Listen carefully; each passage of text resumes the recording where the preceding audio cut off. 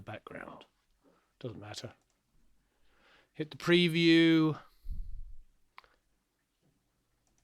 Start streaming.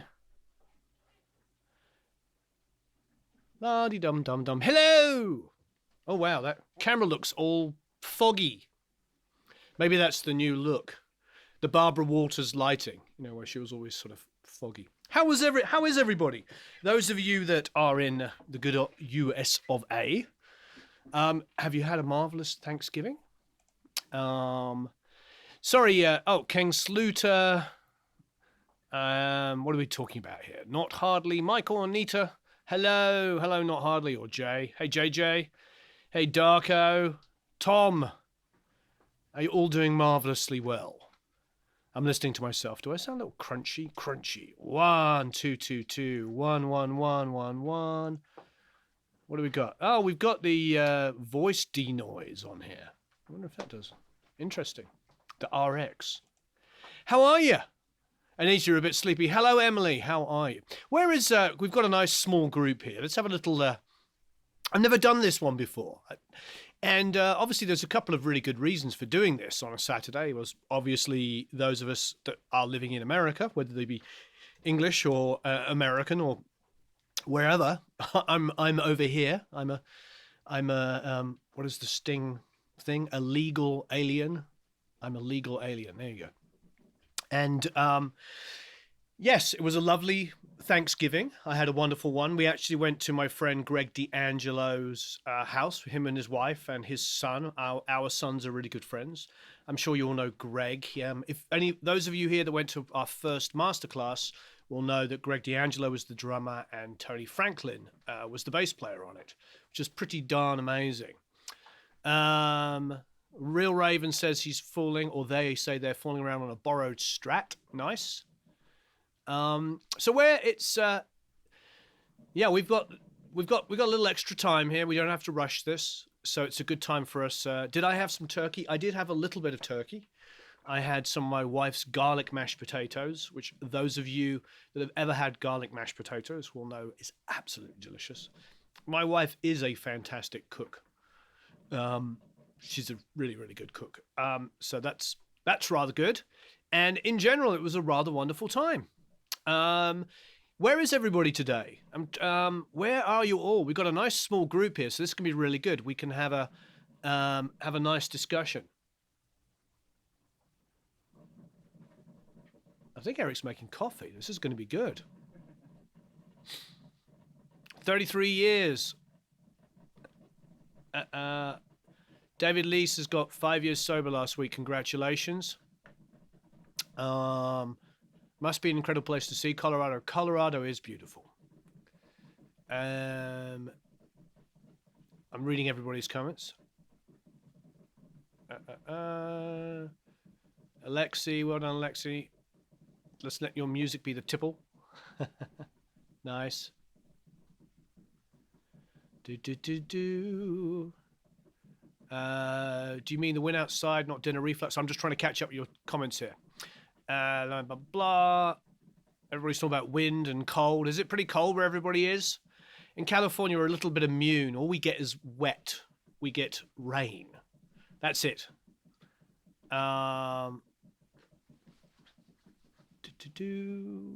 Reading everybody else. Got stems of Katy Perry and Sia for mixing process. Practice. Alex finished college not too long ago, so this morning I'm working on making sure my system's up to date, working on writing and recording new stuff. Fantastic. Jumperstoon, that's a great name. Hello, everybody from Germany. Hello. So where is everybody? We're live in 2 minutes anyway, yes. Is it possible to save channel strips in Pro Tools like other DAWs? Because I like saving some plugin settings from Warren's template from other mixing projects. Yeah, definitely. You can definitely save those settings. Milky, yes. I'm probably pretty washed out with this lighting. Just had more Thanksgiving for breakfast. Nice. 50s, typical indie English cloudy day. Good day to be working in the studio, yes. Build your own business to get away from welfare and produce for a living. That's interesting. It's something we have to do more discussions on, and something we can talk about here is the building your business and building your brand. I think what I would do if I was you is, and you're all doing this, I would use this academy as an opportunity to create relationships. This is like a microcosm of people in the music industry that are getting together and help each other. So I would get stuck in here and create those relationships. Find out what all your strengths are and help each other. That's really a big reason for having this community. Huge, huge. I wish I had had this.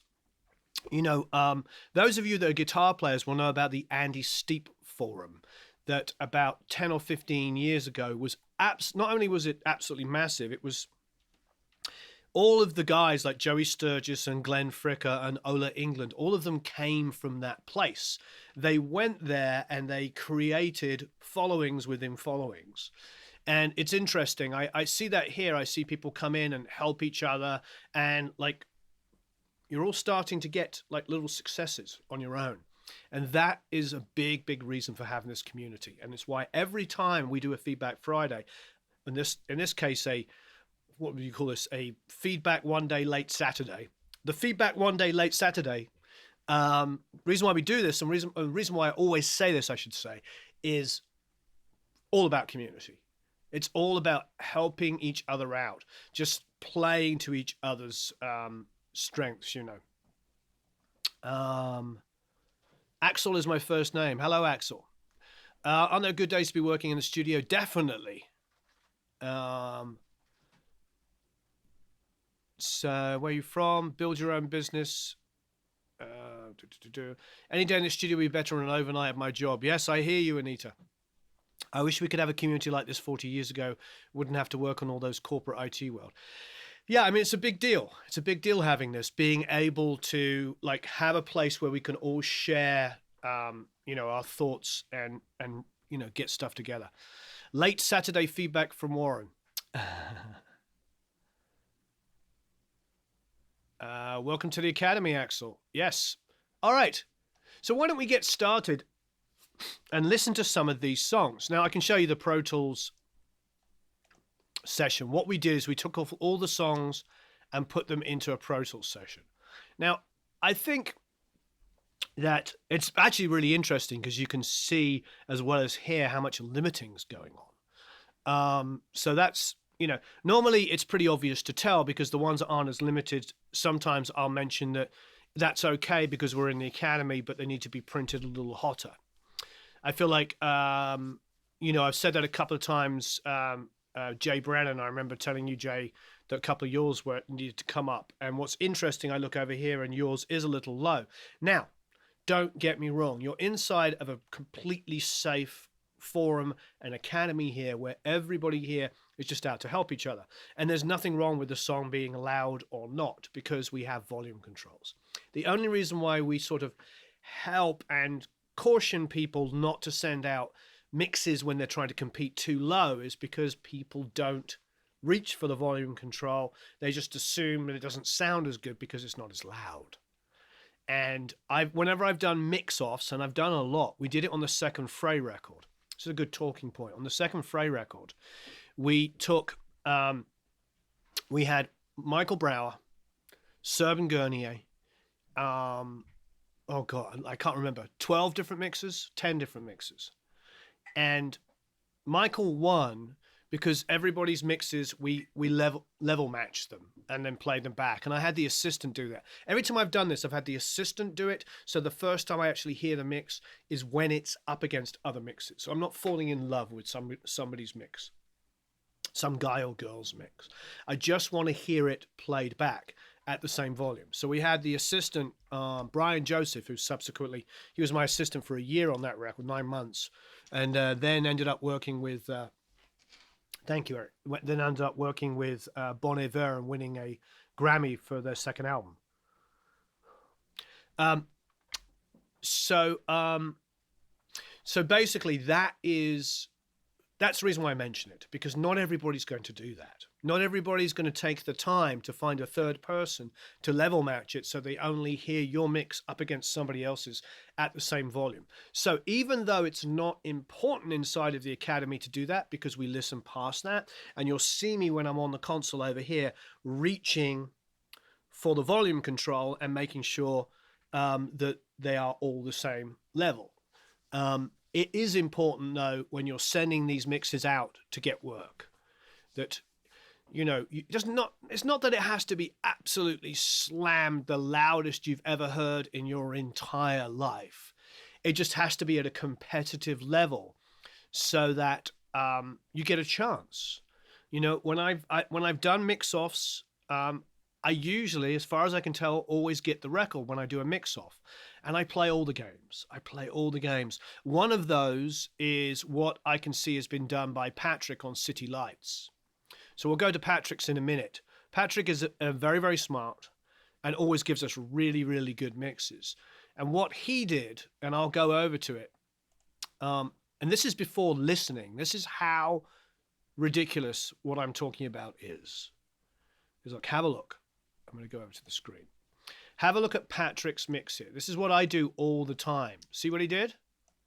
He created actual dynamics, obvious dynamics between sections. So here you see that verse, and he has controlled the volume here. This is before even listening to this. Because this is what Serban did when he tried to get the Frey record. He did exactly the same thing, except his was completely brick wall limited, Serban's mix, and it was just a straight line. So it was insane. It was like a blob like this, and then a blob like that, then a blob like this. Now Patrick's obviously he's controlled it. He's just used volume automation. He's not squaring off all of these things here. He's probably using some limiting, but it's gentle. It's probably pretty comparative to the way I limit using my master bus on my SSL. I smash my master bus, and it does self-limit. It does kind of give me these little nicely rounded, not square waves, but sort of almost square waves. Things that look sort of, well, even here I'm not seeing it. So basically he's using volume automation to enhance the dynamics. Now I produced the track, obviously, so the instrumentation in that reflects that. But let's have a listen to Patrick's mix. This is going to be the first mix we're going to listen to. I'm going to pull it up to the top just as a talking point so we know which one we've done. So this is Patrick's version of City Lights, which those of you may remember is the Ken Sluter one. And Ken did a really great breakdown. My breakdown is done in a hybrid fashion. His is done completely in the box. This is one I highly, highly recommend. So let's have a listen.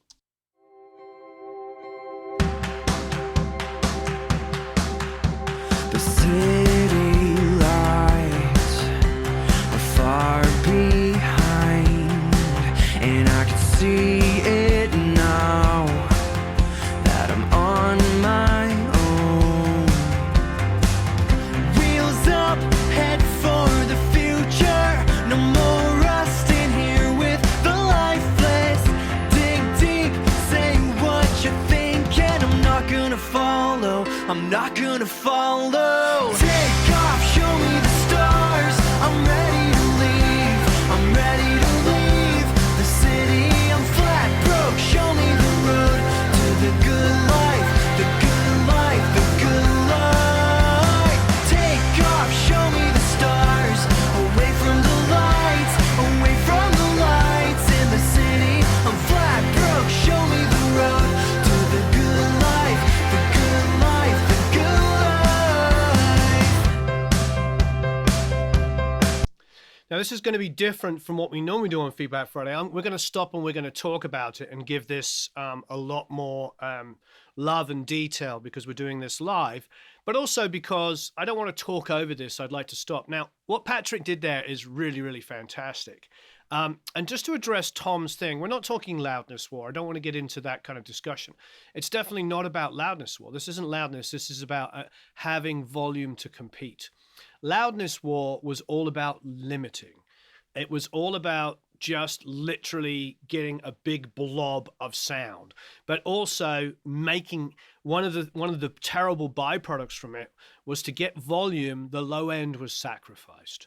Because if you put really good low end into a mix, like really beautiful round 80 to 100 bass guitar, 110, that really beautiful roundness we love. If you put 20 or, going up to 60 hertz on a kick drum and you make that massive, and then you try to get 200 on guitars and maybe even a little bit on the vocal if it deserves it. But if you start getting into that area and getting it really pronounced and beautiful, you're not going to get the volume that you get from people that were like slashing the low end. And what was happening in the early 2000s in particular, especially in modern rock, which I think suffered the worst. I believe, honestly, modern rock records of the late 90s through to, mid-late 2000s were some of the worst recorded, worst sounding albums ever. And I will stick by that. I hate the mixes. I hate the production. It was all about like, everything was on a conveyor belt. Like every track sounded the same. I'm not talking about the songwriting, I'm talking about sonically. I know the guys that made those records, they're still around, but they just literally was a conveyor belt of like all the drums, we do all the drums and then we edit them, and it was just a terrible time. That was the loudness war that we hate. It was these rock records that were just competing against each other on the radio, and they got thinner sounding and louder sounding. Now, what Patrick's done here is he's not in any kind of loudness situation at all. There's no square waving going on. I will say I do hear a lot of high mid kind of crunchiness, which I don't mind. That's probably a use of saturation. It could be deliberate saturation. I think this is a good discussion point. It could be deliberate saturation, i.e. putting a saturation plug-in on things, or it could be using analog emulation. Because remember, when you're using an analog emulation plugin, it has saturation inherently in it. When I put my mixes through my Pultex or my console or, external compression, all of them are adding harmonics and a little bit of distortion that we love, saturation. It's extra harmonics. It's making it warm and fuzzy. It's not purely digital information. It's not an EQ that is sitting there and digitally enhancing or reducing certain frequencies.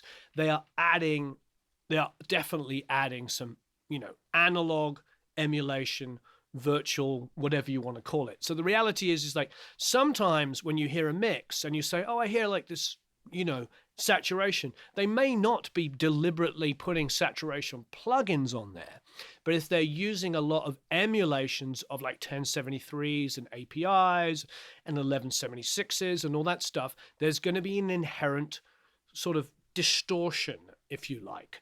Probably the wrong word for all of the super technical people, but all of that stuff is being added. Hey, Brian for President. Okay. So let's keep listening. This is probably what we're going to do. We're going to stop and talk about it. I mean, so far, I'm loving this, the dynamics between it. You can see how Patrick, and you can hear, most importantly, have a listen. I can turn the screen off or you can look the other way. But listen to the way he's controlling the volume.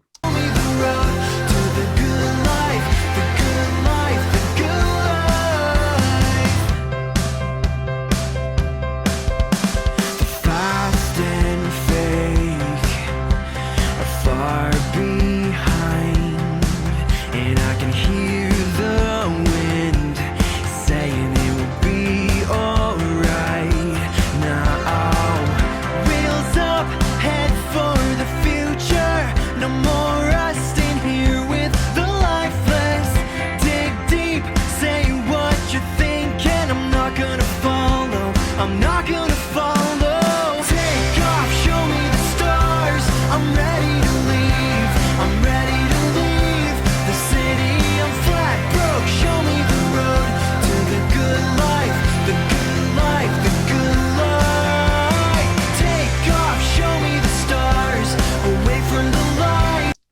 I'm stopping it there so we can talk about a few things. So yeah, great transitions, really, really good use of volume automation.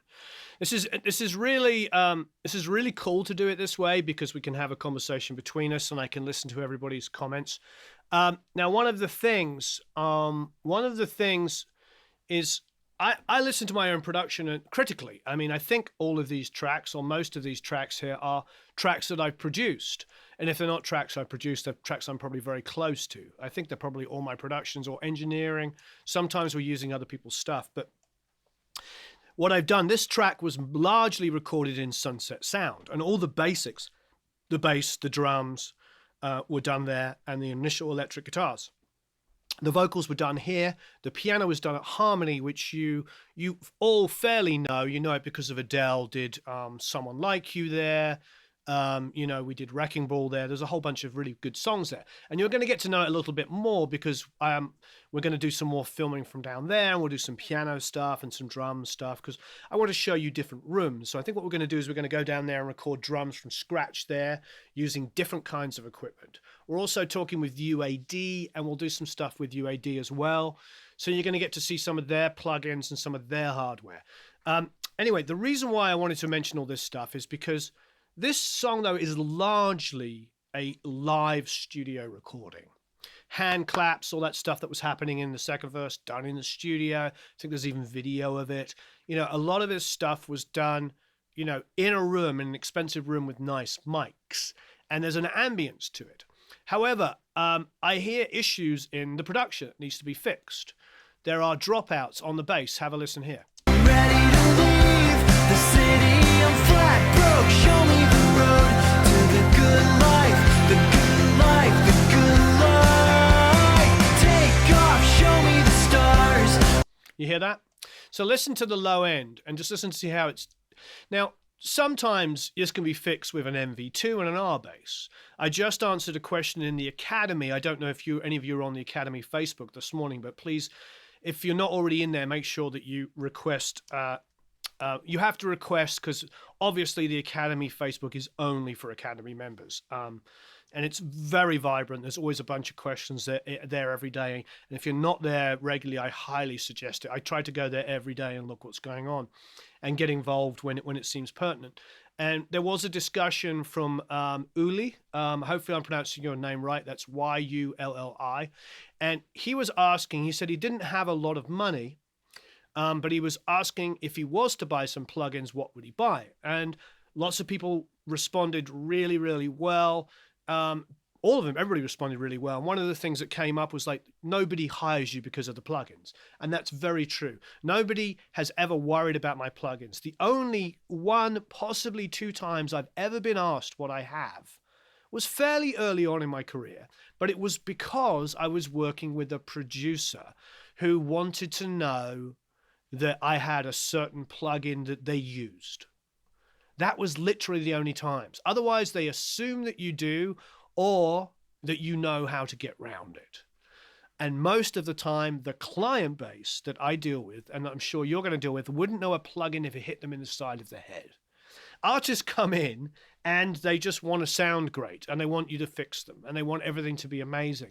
So I wouldn't... to speak to Uli, I wouldn't, and hopefully I'm pronouncing your name right, I apologize if I'm not, but just to speak to everybody about that, stock plugins can do the job. However, I can humbly say, I can do the job with any stock plugins, but it's a lot easier and quicker with a handful of little tools. And gun to my head, the only things that I would have to have, not even have to have, would want to have, that's better, would be the MV2 and the R bass. Now, it's not just because I like Waves, I like lots of people's plugins. I mean, the Golfos is amazing. I mean, it's so good. There's so many great Leapwing, great compressors, great tools, really good tools. However, I can fix those issues with multibands, I can fix them with DSs and all this stuff, but what I can't do, at least not quick and easily, is do what the MV2 does. The only way on a bass guitar to do what the MV2 was, and to solve this problem here, would be to parallel compress the bass to within an inch of its life, and then up underneath. Do they hire me for my Neumanns? I don't think anybody knows. Most of the artists that come in ask me, what is that mic? And this is going to really surprise you. God's honest truth. When I did the last Aerosmith record, Steven Tyler, I'm going to say this slowly, Steven Tyler had never used a U47 or a U48. The only Neumann he had ever used and had been subscribed to him is the U67. And he had sung every vocal on a U67. I put him on a 47, in fact on my 48, and he freaked out and thought it was the greatest thing. He didn't know what it was. He'd never seen one. So we're talking about a guy who had been in and out of a studio 40 plus years of his life. So we can't make the assumption that just because we're all audio nerds that we know what a 47 is, that everybody else does. They don't. They don't. They don't know the differences. Now, people would like to get educated about it, but no. You know, and it's all about how you sell yourself. If you've got a really cool piece of equipment, you can talk about the cool piece of equipment and demonstrate it to everybody and say, hey, look, here's my, you know, Trident this, or my, you know, API that, or my, whatever it might be. I've got a Trident compressor up there. I don't know if you can see it. It's probably out of shot. It's a 1-unit black compressor. And it's Jack Douglas's, and it sits up there. And he brought it down one day to use. In fact, we had it on the Aerosmith record when we were mixing. And he goes, I've got this Trident compressor. And so we're all like, we hear the words Trident compressor. Trident, Trident, Trident. We're like, wow, Trident, you know, Beatles, as you know, recorded at Trident Studios. Not Beatles, sorry. Bowie recorded tons of stuff. Those of you that know me as a Queen fan, haha, obviously I always talk about it. First couple of records were done at Trident. Trident was the production team that did it. Roy Thomas Baker worked there. Trident, Trident, Trident. However, I put it up, this Trident compressor, and I tried it on a drum bus, and it was awful. It just sounded terrible. Had the low end, was horrible. It just kind of thinned it out. You know, I did it on all kinds of stuff. I used it on parallel. I was like, maybe I'll work on parallel on a drum bus. Awful, dreadful thing. And anyway, so I went all through this thing and I couldn't make it work. And I was very diplomatic about it. And I didn't want to upset Jack and all this kind of stuff. So anyway, I'm at Sunset Sound. And those of you that know anything about Sunset Sound will know that Mick, the main tech there, used to work at, yes, you guessed it, Trident. He was at Trident Studios and he was there building the famous Trident equipment. He's probably in his early 70s. Sorry to date you, Mick. And so his career started at Trident in the 70s and went through the 80s when that was made. And so I told him, hey, I've got this Trident 1U black compressor. I can't remember the model name. I told him the model name. And I was like, I really can't. And he goes, he's got a very sort of London accent. He goes, just let me stop you. And I was like, okay. He's like, that is a horrible piece of equipment. He's like, it was a disaster. And he just went on to tell me how it was just, just the worst thing they ever made and how it sounded like a bunch of crap. Anyway, you get my point. I'm an audio nerd, like all of us. We're all total nerds. That's why we do this. And you hear the word Trident and you're like, oh my God, A-Range, Trident, wow, woo. We get all excited. We start thinking about all those great records. It doesn't, just because it has a name on it, doesn't mean it's good. And then when something doesn't have a name on it, doesn't mean it's bad. I think we get a little caught up in it, and the dogma of it is very, very narrow. Yeah, but pretty funny. I think I told Jack later that Mick had told me it was awful, and he was like, "Oh, okay, whatever," and he didn't care. All right, so you can make it work with the stock plugins, but there's definitely plugins that make it quicker and easier. Take off, show me the stars, away from the lights. So in that area there, that might be where the bass is dropping. Let's have a quick listen. Take off, show me the stars, away from the lights in the city. Yes, us audio nerds do rock. I like audio nerds. I think it's a great one. Anita says when she hears Trident, she thinks of gum. Okay, so that could literally be, it might not be an MV2 R-based situation. Sometimes it's a little bit like when we were talking about clipping the other day. We're talking about an individual piece of clip. I'm not going to turn my whole, snare drum print down because 3 tiny little transients went red. And it was interesting because lots of people debated me on that. Of course they did. But I'm going specifically here to my Instagram. So lots of people were debating me on that. And I wrote, should we ever record in the red? And I did this. And I said, I don't believe it's that big of a deal to have the occasional clip. And so did anybody see this comment? Can you see this? You see that response? That says Schmidt.Al. Al Schmidt wrote, I agree. Now, what's interesting is, like, anybody's ever heard an Al Schmidt recording and watched the way he works, he has some of the most beautiful, clean, open sounding recordings and mixes ever. They sound phenomenal. And if he's not worried about the odd peak or whatever, that is, that's the kind of indictment we need. Now, I have people that haven't won 27 Grammys, like Al Schmidt, tell me I'm wrong. But the reality is like, that's the way we've got to think. And why am I bringing this up? I'm bringing it up because let's just say Patrick's bass sound is phenomenal in this, but it's losing a little bit there. Let's listen again. Take off, show me the stars, away from the lights, away. Comes back, but for that bar, it sort of dips. Now, I wouldn't go in there with my R bass and boost the R bass up. I wouldn't go in there, most importantly, with my MV2 and bring up the low level just for that one area. I would go in there and volume ride it. So that's where you need to sort of separate trying to solve things globally and doing things on an individual basis. A lot of the time, and I've done this as well, I'll go in there and I'll hear issues and I'll apply them on a global basis across my whole mix. And the problem with doing that is I'm probably sacrificing so much just to gain 2 or 3 things. This is a time where I would just go in there. And we talk about this a lot when we're doing the listening downs on Feedback Friday. I say to people, love your mix, it's really good. Now get into automation. And I think that's what I'd be saying here to Patrick. Let's keep listening, see if we can get through the rest of the song. Because if I do this on every song, we'll be here for 15 hours. Take off, show me the stars, away from the lights, away from the lights in the city. I'm flat broke, show me the road to the good life, the good life, the good life. I want the night sky magic, I want the patient light. I need a new perspective from on the other side. Wheels up, head for the future. No more rust in here with the lifeless.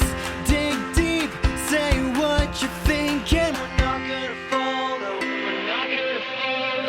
Take off, show me the stars. I'm ready to leave. I'm ready to leave the city. I'm flat broke. Show me the road to the good life, the good life, the good life. Take off, show me the stars, away from the lights, away from the lights in the city. I'm flat broke. Show me the road to the good life, the good life, the good life.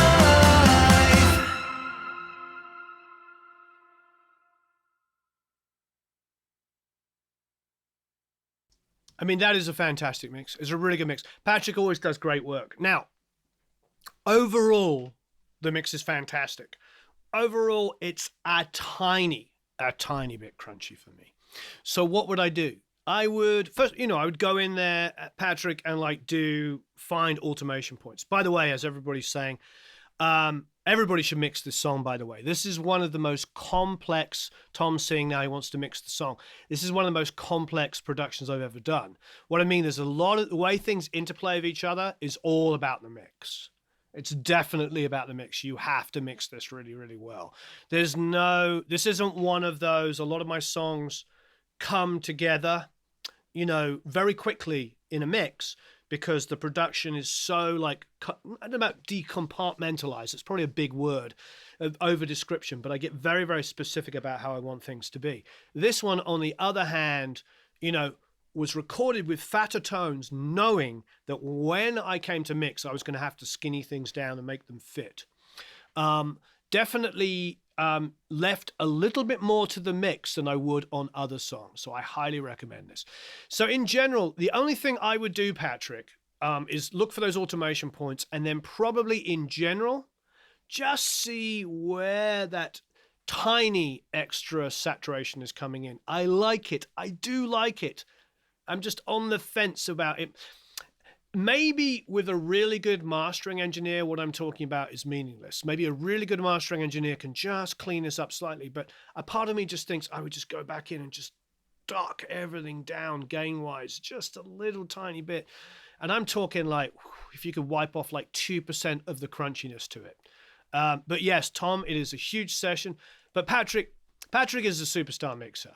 I mean, his stuff is fantastic, and there's a lot of people I know that would just flip out of that mix and think it's fantastic. I have a couple of label guys that I know love that way of mixing and love that kind of extra oomph. All right, so another one. So Kip is up with City Lights. I suppose we could stay on City Lights for a little bit. Kip's probably like cursing me, like, really? Make me come after Patrick? Okay, so Kip on City Lights. So we'll give this one a little bit more of a listen.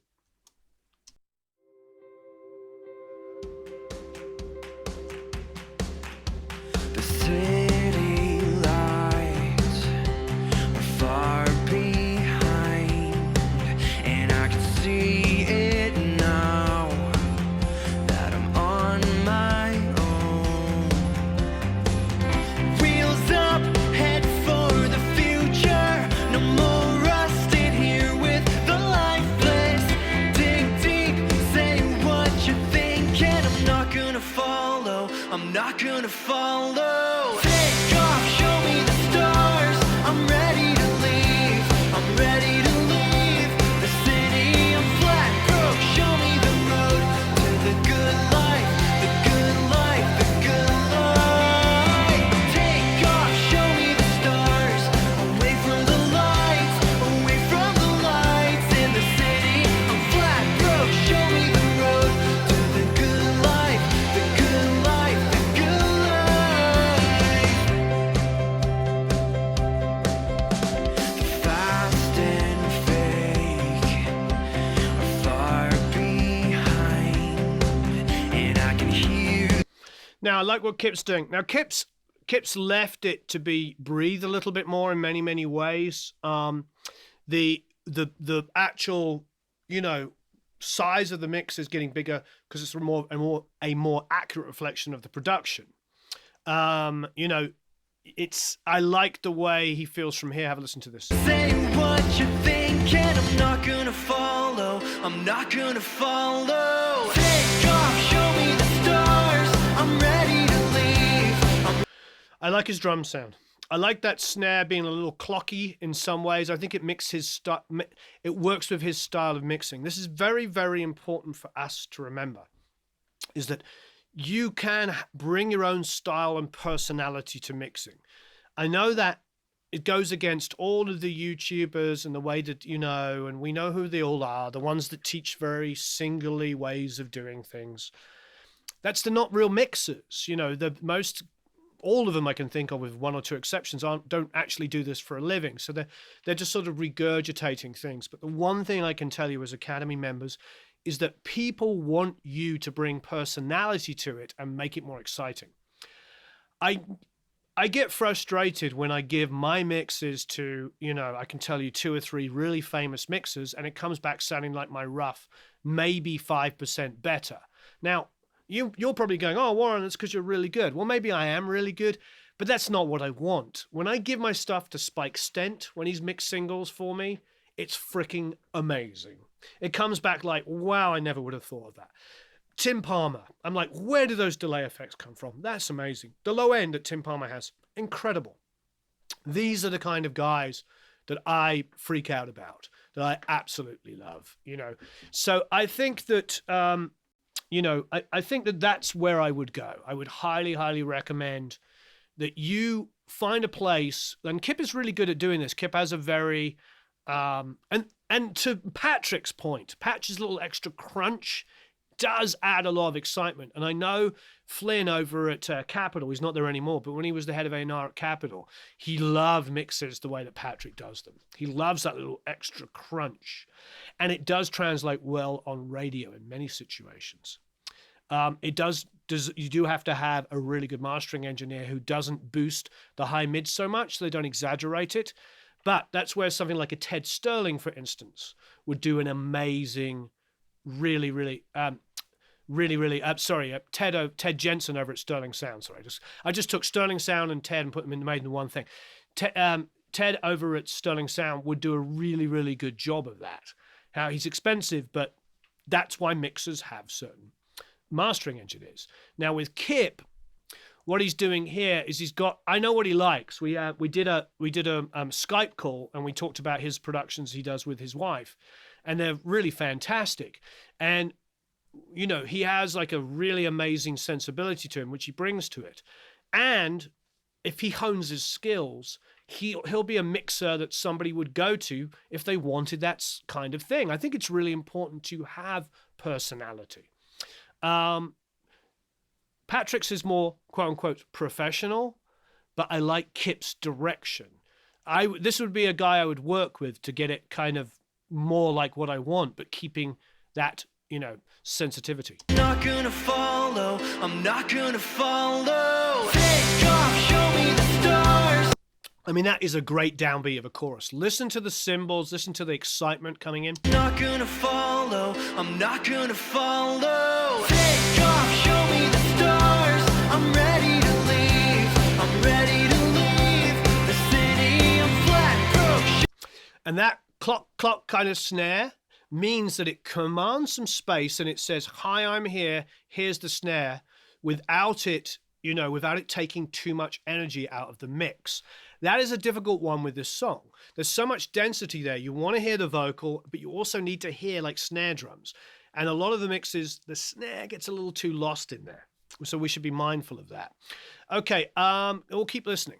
Away from the lights, away from the lights in the city. I'm flat broke, show me the road to the good life, the good life, the good life.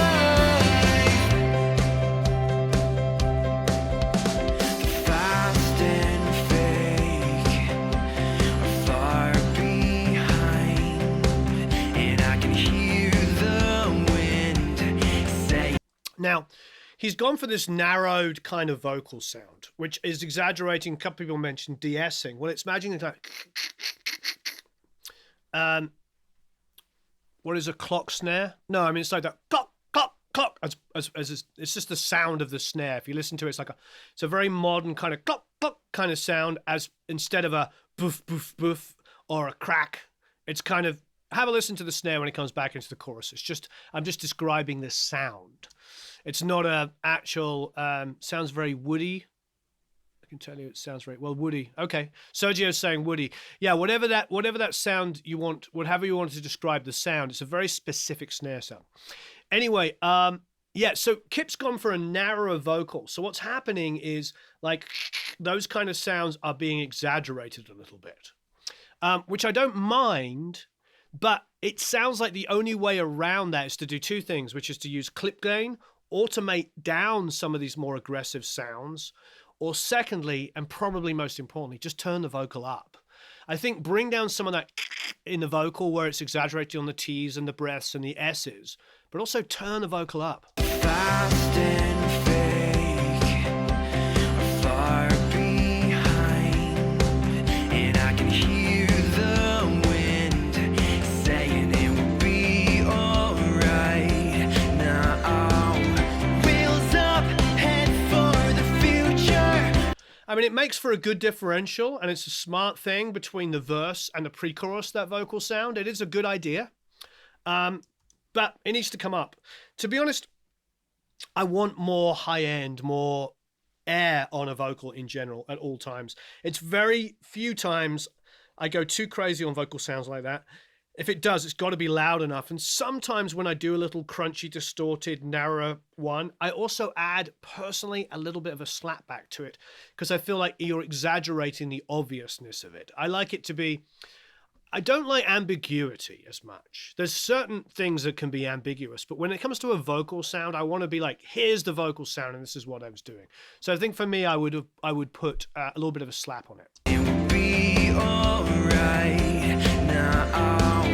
Wheels up, head for the future. No more rust in here with the lifeless. Dig deep, say what you're thinking. I'm not gonna follow. I'm not gonna follow. Take off, show me the stars. I'm ready to leave.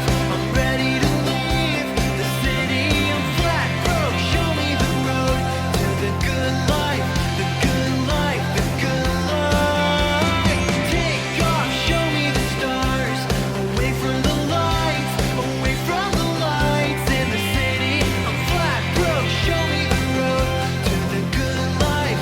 The good life. The good life. I want the night sky magic. I want the patient light. I need a new perspective from on the other side. That was a fantastic section. The way the synths were just kind of coming up and surrounding everything and getting too loud was fantastic. I liked them getting too loud. I think in general, the vocals, the issue for me is like making those vocals like a little bit more special. Like I know that they've gone narrowed, but a little louder with a little bit more of the like a slap delay on it for me personally. You know, I'm all about the vocal anyway. It's one of my things. The other thing is the kick. I think the kick is pronounced. Have a listen. Wheels up, head for the future. No more rust in here with the lifeless. Love that vocal effect there.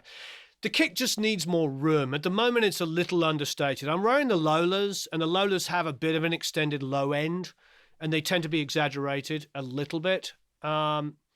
We have the Sonar Works on the system wide at the moment, so we're listening very accurately. If you haven't already, get the Sonar Works for the headphones. They're doing. We got 40% off, haven't we, for Academy members? Yeah, I think it's 40% off, and isn't it $100 for the headphones version? Yeah. So it's like 40% off. I'm not trying to. Just to be crystal clear, we don't make any money off the Sonar Works. What I tried to do with plugins and companies and stuff like that is if they're inside of the Academy doing deals like Lewitt, that's all through Vintage King. I don't make any money. We do an educational discount for that. And we do the same thing with Sonar Works. I get offered a lot of people. No, you're not hearing my Sonar Works. Only I'm hearing it. You're hearing whatever you're hearing it through. So the point is like, it's really important that, that there's good clarity. If you're coming into the Academy, if I've got a deal going in here, you're making the money. You're getting the benefit from it, I should say. Okay, so yeah, the kick drum needs to be bigger for me. Yeah, so Anisha's saying it's $59 with the discount. Highly recommend it. Now, you might be in good listening situations. I'm not trying to force this on you, don't get me wrong. It's just, it has been a saving grace, especially when I'm talking to you and I have to have a conversation about something accurately. I have to have these to be flat. They have to be flat or else I'm telling you a bunch of gobbledygook. All right, so I think that's the main thing for me on Kip's mix is vocals. I don't mind his decisions. I know somebody was pointing out harmonies, and I don't disagree. Harmonies could be louder, but that's also a stylistic choice.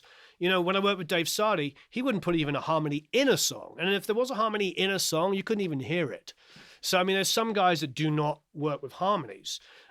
Working with Flynn on the Frey records, it was like a fight to get harmonies on there. He didn't like harmonies, and they have 3 guys in that band that could sing.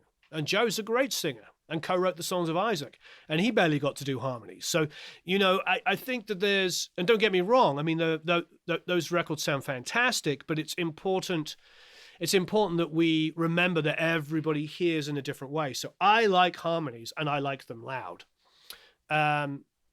Cool. All right, so let's get to the end of this song. But for me, it's the kick drum and the vocals are the 2 things I'd be working on. Follow. Take off, show me the stars. I'm ready to leave. I'm ready to leave the city. I'm flat broke. Show me the road to the good life, the good life,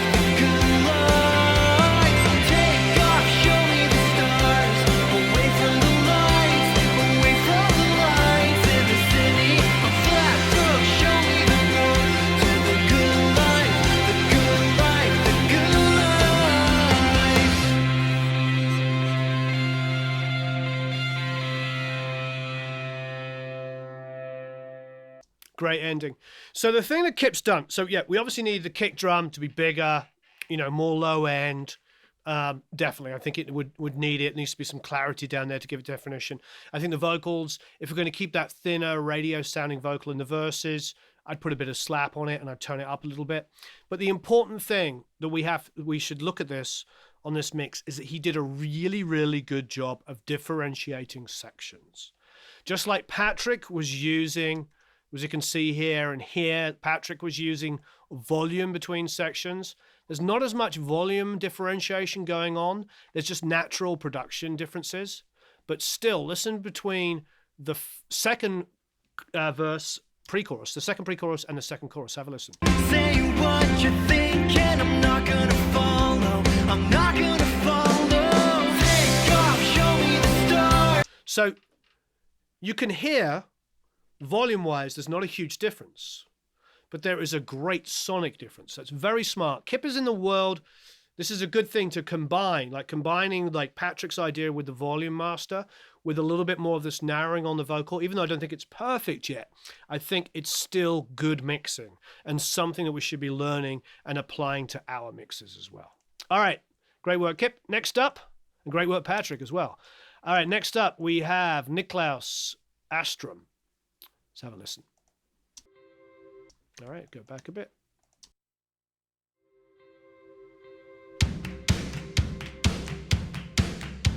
The city lights are far behind, and I can see it now that I'm on my own. Wheels up, head for the future. No more rust in here with the lifeless. Dig deep, say what you think, and I'm not gonna follow. I'm not gonna follow. Take off, show me the stars. I'm ready to leave. I'm ready to leave the city. I'm flat broke. Show me the road to the good life, the good life, the good life. Take off, show me the stars. Away from the lights, away from the lights in the city. I'm flat broke. Show me the road to the good life, the good life, the good life. The fast and fake are far behind, and I can hear the wind saying it will be alright now. Wheels up, head for the future. No more rust in here with the lifeless. Dig deep, say what you think, and I'm not gonna follow. I'm not gonna follow. Take off, show me the stars. I'm ready to leave. I'm ready to leave the city. I'm flat broke. Show me the road to the good life, the good life, the good life. Take off, show me the stars.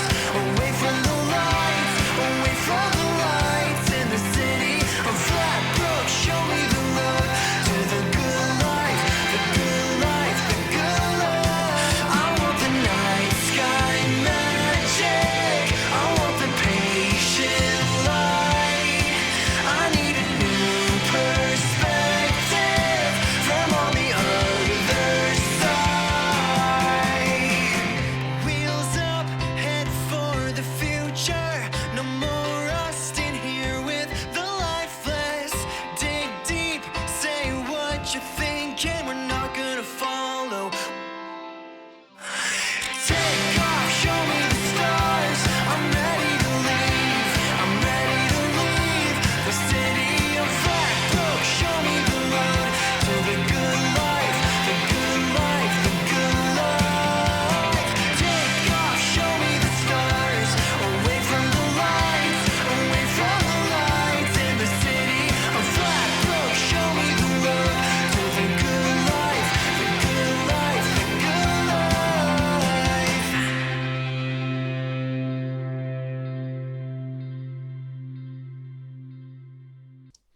Cool. I like what Niklaus has done. I feel very similarly about this that I did with previous ones. This is definitely about stylistic choices. Now, Niklaus has gone out of his way and completely made it vocal centric.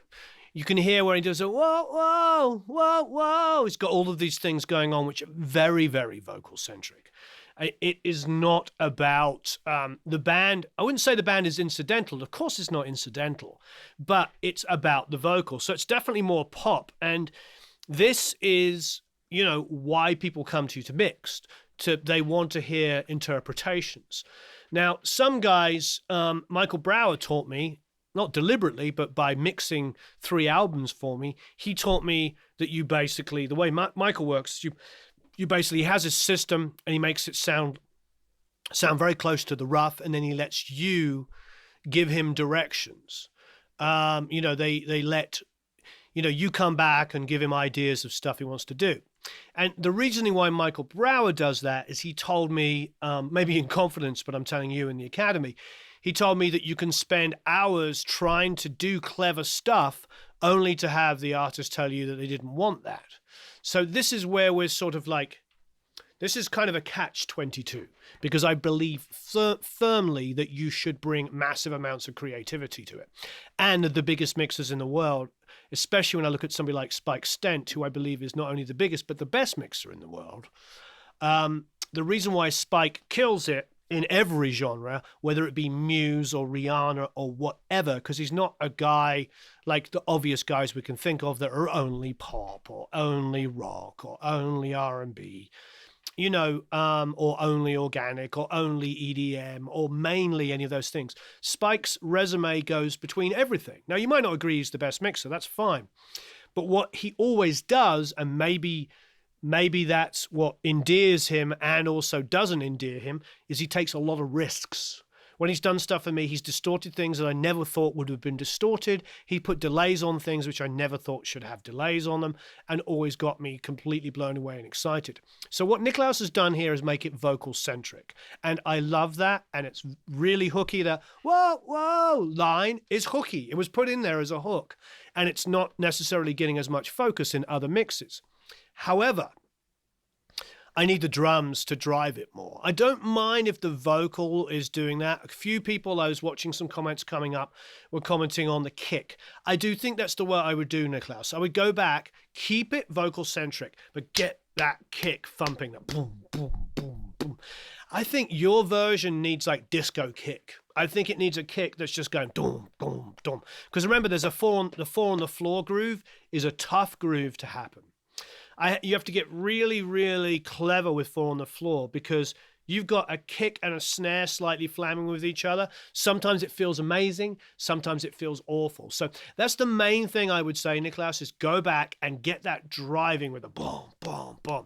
I would get really powerful low end, but I'd make sure you use like a transient designer and shape it so it's just boom, boom, boom. As I wouldn't want it to be boom, a long kick. Make it low-endy. You could take an NS10 sample from a kick drum or a sub, but shorten it. Make it so really quick decay, and I think that would make this move really, really well. Disco, as in like a disco song.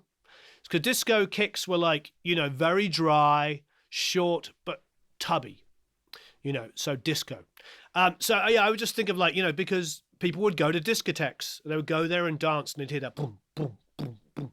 And that's what would drive it along.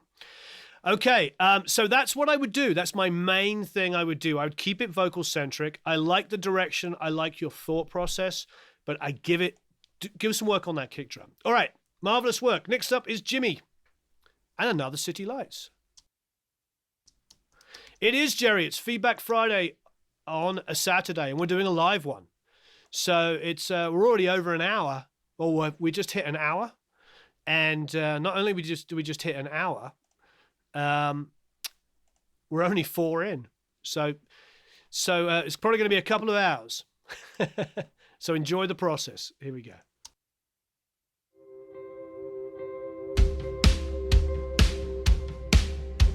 The city lights are far behind, and I can see it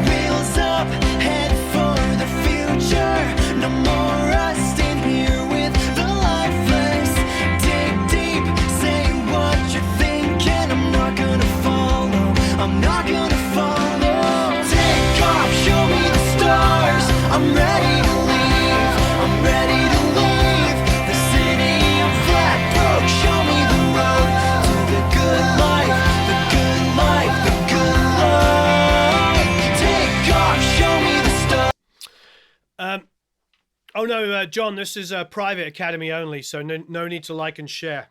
The only people who are on this are Academy members. So yeah, there's no need to like and share. This is completely private.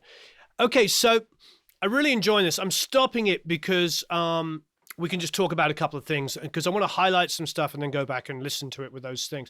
I think the main thing, and you know, Anita's saying it, kick needs more definition. I'm just going to move this mic. Sorry, I don't want to get too loud.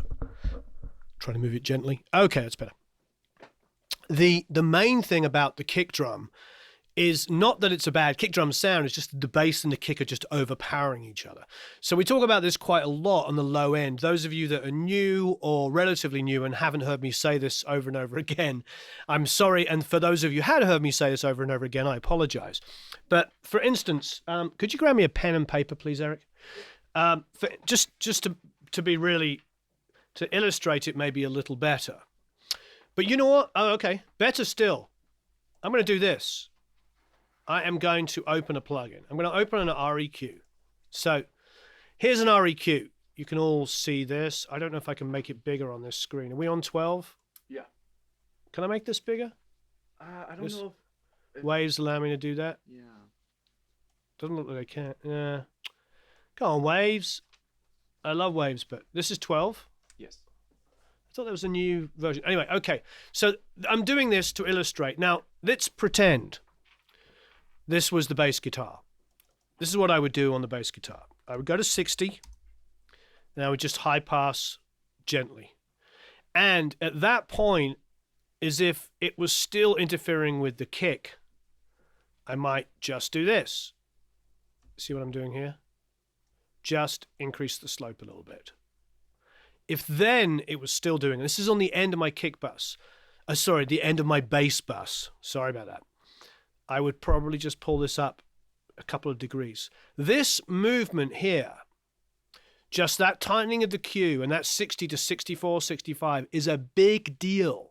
It's a big, big deal. You know, that is a big, big deal. So I would, you know, yeah, there's a lot of other mixers that do this. So, so basically, yeah, I'm not sure at what level Eric's got this up volume-wise, but anyway, so basically what I would do is that's what I would do on the bass guitar. Now for the kick drum, let's flatten all this out again. Let's take all this off. Okay, for the kick drum, I would do two things. I would probably go to around about 60, and this is at the end of your chain, and do a gentle bump like this, and then probably the same kind of thing, but at about maybe 20, we'll say 25, 20 or 30 hertz, and just do that. So basically what you're going to do is you're going to lift in an area at about 60, just slightly. So this is what my kicker's done, and then my bass guitar is going to just dip below it. So I think in general, I would make just, see these small amounts of movement. So when you're hearing me talk about this from now on, and we'll do these as well. We'll do a combination of live ones like this and, of course, pre-recorded ones. This all just comes down to the time and the availability of everybody. And the reason why we can do it on Saturday is because I'm working, obviously, and lots of other people are working. I think Anita's a nurse, so she's probably working at some point today. I know her days are probably horrid, and there's lots of you as well that work on Saturdays, but I think we'll do the streaming ones on the Saturdays in the morning because it makes more sense, you know. Anyway, so you see what's going on there. It's just subtle. So that's what I would do with the kick drum and the bass guitar. The other thing is probably you could bring the bass down ever so slightly. Just a little tiny bit, and just make that kick more pronounced. I will tell you as well, now this mix is loud, so was Patrick's. The only difference is I actually reached over here to the Audient, which we're monitoring off, and turned it down slightly. We're not going through the console, we're on the latest version and we're running latest version of Pro Tools. It just is a little bit brighter overall. So let's keep listening from like the second pre-chorus. Future, no more rust in here with the lifeless. You're a laundry goddess. All right, laundry goddess. future. No more rust in here with the lifeless. Dig deep, say what you're thinking. I'm not gonna follow. I'm not gonna follow. Take off, show me the stars. I'm ready to leave. I'm ready to leave the city. I'm flat broke. Show me the road to the good life. The good life. The good life. Take off, show me the stars. Away from the lights. Away from the lights in the city. I'm flat broke. Show me the road to the good life. The good life. The good life. I want the night sky magic. I want the patient light. I need a new perspective from on the other side. I mean, it's a really good mix, but it's definitely crushed together and the high mids. So I'm not hearing quite the definition. Like Ben's saying, the vocals feel a little bit buried. I think everything feels a little buried because it's everything, everything is kind of competing. Anita, I know, sorry. Yeah, I know you work in a senior living facility and you look after people and you're doing all the laundry and all that kind of stuff. My mother, up until very recently, and she just retired recently, also worked in a senior living facility in Cornwall where they lived, and she looked after old people. And so I have a lot of respect for especially people that are looking after our elderly who have, we owe a massive debt to everybody that came before us, no matter what country you're in or whatever your belief system is. Our elderly are why we're here. They pretty amazing people. Anyway, so I have a lot of respect for that, and I don't care if you're making the beds or washing the laundry or whatever. You're looking after people, and that's a very admirable thing. And like I said, my mother did it. She worked in a senior living facility as well. She was looking after people. Some people were over 100 years old. Crazy. All right, so I really like this mix, Jimmy. I feel like what I would suggest you do now is you just kind of come in there and just find out what's going on with the detail and the high mids. Why it's getting a little crowded up there. And just sort of like back it down just a little bit, get some clarity in that low end. I actually think once you get clarity in that low end, your mix is going to open up. That's the first thing I would do before doing anything else, is just clean up the low end, and just make it breathe. And what will happen is it will probably just open up the whole mix. We were talking about earlier about how the loudness war, because Tom was talking about the loudness war. One of the things with the loudness war is it got loud and mid-rangey. The low end suffered massively. So that's something that you're going to find if you clear up that low end and get some space down there, your whole mix is probably going to open up a little bit more anyway. But after that, I would go into some of the high mid areas and kind of clean it up. Now, don't get me wrong. This is a very, very exciting mix. Jimmy's given us a highly exciting mix. Have a listen. Lifeless, dig deep, say what you're thinking. We're not gonna follow. Take off, show me the stars. I'm ready to leave. I'm ready to leave the city. I'm flat broke. Show me the road to the good life. The good life. The good life. Take off, show me the stars. Away from the lights. Away from the lights in the city. I'm flat broke. Show me the road to the good life. The good life. The good life.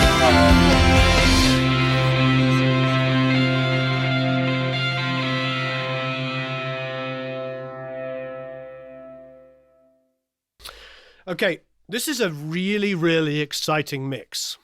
And this is something that we have to learn from this. It's very easy to look at mixes and find little faults with them and things that need to be better or changed or whatever. But overall, this is the direction that Jimmy's going in. And this is something that's really important for us to think about. The direction that Jimmy is going in is what gets you on the radio. Now, he might not have the low end quite figured out yet. Needs a little bit of work. He might have just maybe a tiny bit too much saturation on things. Maybe the vocal could be louder. But in general, the thought process behind what Jimmy's doing here is what hits it out of the park. Now, it is loud. It's not square waved off, but it's loud. Now, again, there is no competition here. But what I would say is that, as Ben's saying, high energy, like smash it out of the park, sounds like it should be on the radio. It needs these details we're talking about done. But this is very important to remember, is if this was going to, once it's tweaked and went to an A&R guy, this is the direction. It's not something you have to do, but this is the direction that label guys and girls would like. They would like something that's like, wow, this is exciting. And that's important. Do you remember about 4 years ago when I first started Produce Like a Pro, I was approached by Rate My Mix or Rate the Mix. Remember that website? And they would have a competition every month and they would give out multi-tracks and they'd have a competition to, hey, Dave, and it would be a competition to win, whatever it was, plugins, etc. Great idea. And I've told this story before, so I know half of you watching, well, you can tune out for 5 minutes while I tell the story. But they had like me and 3 other guys, but I had the final say. And the 3 other guys got it down to like, I don't remember the number. I want to say 5, possibly 6 mixes, say somewhere 5 to 10 mixes. Anyway, and they all liked like, uno, dos, tres, 1, 2, 3, 3 of the mixes. And the one I chose was mix 4. That nobody, Lauren just texted me, by the way, because we're recording piano together next Thursday. And he says, oh, I'm recording piano. Look forward to seeing you. And I was like, oh, by the way, I'm on Inside the Academy. So that's why he's L. Scott Music. That's Lauren there. Say hi, Lauren. Anyway, so what was I saying? Just lost my own train of thought, Eric. I'm losing my mind. What was I talking about? What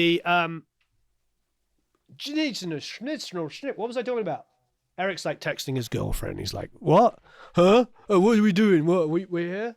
Does my hair look good? My hair looks good? Anyway, what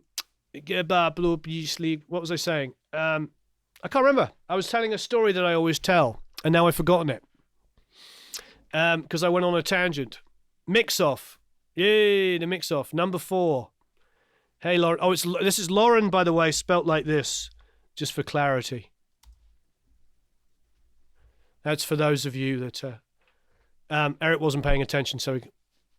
Oh, yeah. Thank you, Anita. So what happened is the 4th one. Thank you, yeah. Sorry, number 4, Jerry came first, sorry. So what was the difference, and why did I choose it? I've done A&R at 2 labels.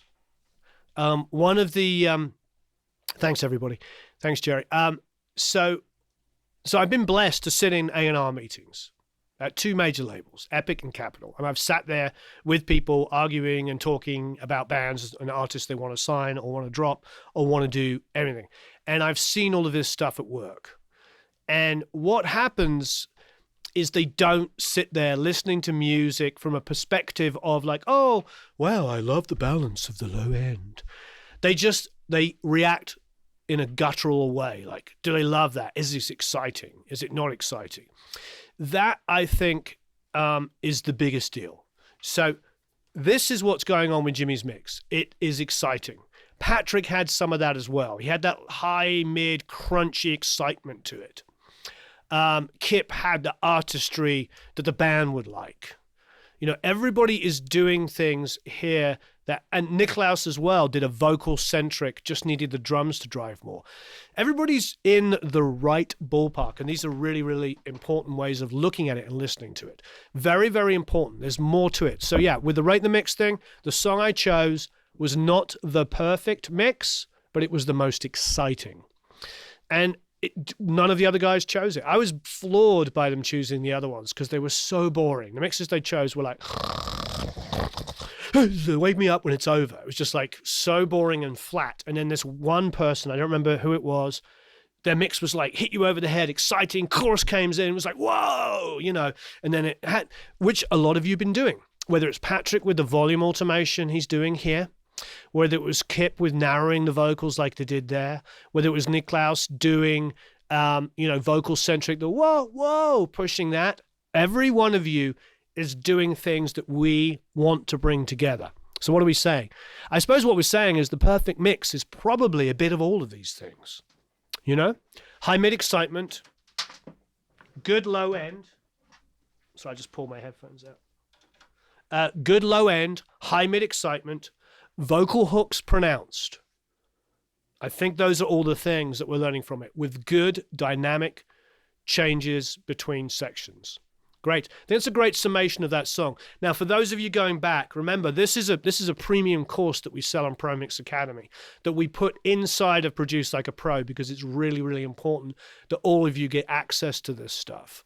So if you haven't already, download these multi-tracks and mix the song. And don't be afraid to use it in your resume. It's a big song. I think it's done well on Spotify. It's got quite a few plays. Okay, I got a text from... Is it from my wife? Happy wife, happy life. Oh no, it's the artist. It's the artiste. Okay, David. That was David texting me. All right, Hurricane is up with Ricky Hunt. Hey, Ricky.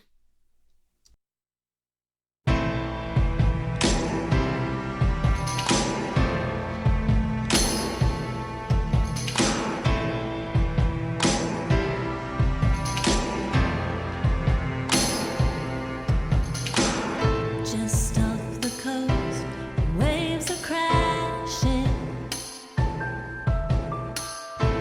Sirens call us to the rocks.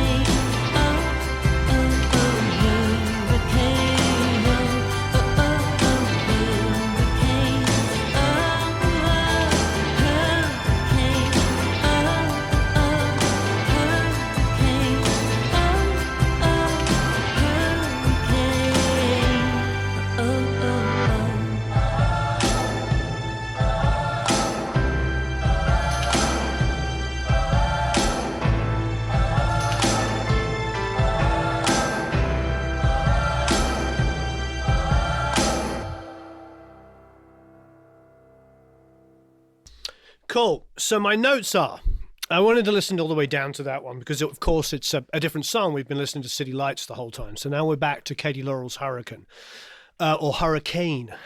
Hey, Alexa, you're up next, by the way. Look. Hey. Anyway, so unless there's another hurricane, we can... No. Okay, so I really like it. I mean, on the whole, I really like it. My notes are this. I'll go really quickly through it. Vocals up. I think the vocals could be up. It's a pop song. It's a sing-along. Hurricane, oh, oh, oh, hurricane, oh. I think she's got a beautiful voice, and I think it's a great melody. I want to hear more vocals. The two things that are going to make the biggest difference for me, and again, this is something that we talk about a lot, is cleaning up that low end. It's definitely cleaning up that low end. Now, what I want to do, and this is something that's worth our time. Have a listen.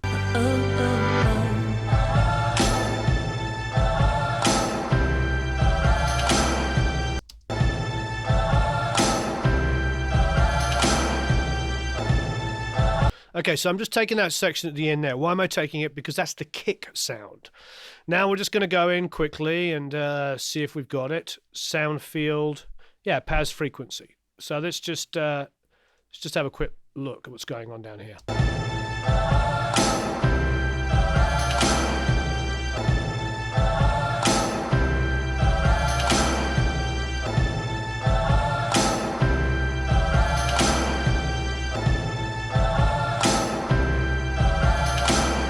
Now, there's some weighting here at about 60, but there's a lot going on, you see here, in that 120 area.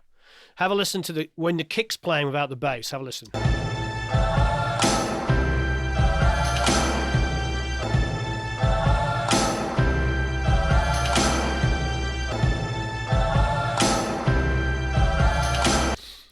You see what's going on? So that happens a lot. You'll notice, and the reason why I just wanted to illustrate that, can we make this one bigger? No. Okay, but see here? So you'll notice a lot when I'm doing mixes and stuff, you'll see me take kick drums, especially when there's like 4 or 5 of them together coming out one bus. You'll see me go in and pull out like 110, that kind of area there. Now this instance looks more like, like we're saying, maybe about 120. But it's 120 is like where it ends. Most of the area is around about here. And that area is, yes, you guessed it, 100, like 80 to about maximum 120. What's the central point of that? Yes, I always talk about it, 110. That is something I don't need a huge amount on the kick.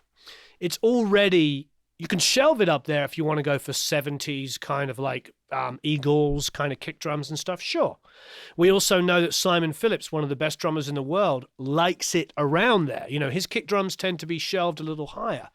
But I think that this is a modern version of a classic sound. I think that low end, which exists in the kick, have a listen.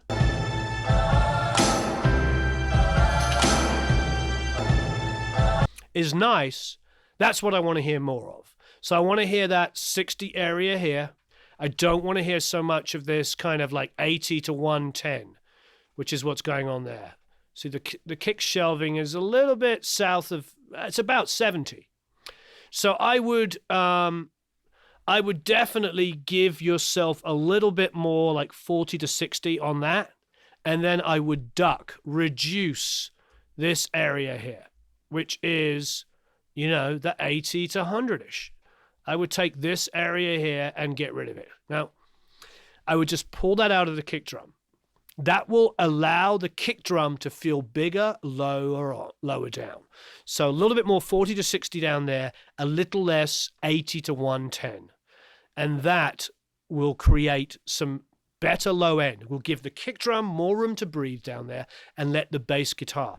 It's, there was different sort of almost contradictory comments going on, but they weren't. If you read between the lines, people were saying slightly different, but exactly the same thing. They were either saying the kick drum wasn't loud enough or the low end wasn't big enough. It's because it wasn't defined. And I think that's an important confusing point, that when we're watching these endless streams of generic YouTube videos, they don't get into talking about.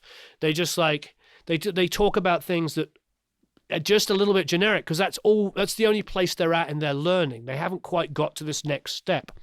You know, I joke about this all the time, but all of you here could start your own YouTube channels. If you had a personality to communicate, you could do what any of these other guys or girls do. The differentiator is this, of us getting in here and talking about this stuff very specifically.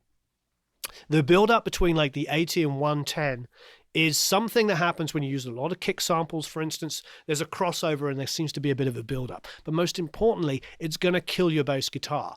Now, it doesn't mean that I'm asking you to pull out 3 to 6 dB on your mixes. No.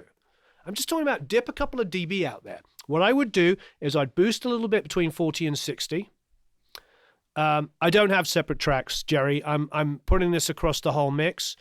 And at the very end here, I'm just taking this section, have a listen at the end, where the kick is almost playing in isolation.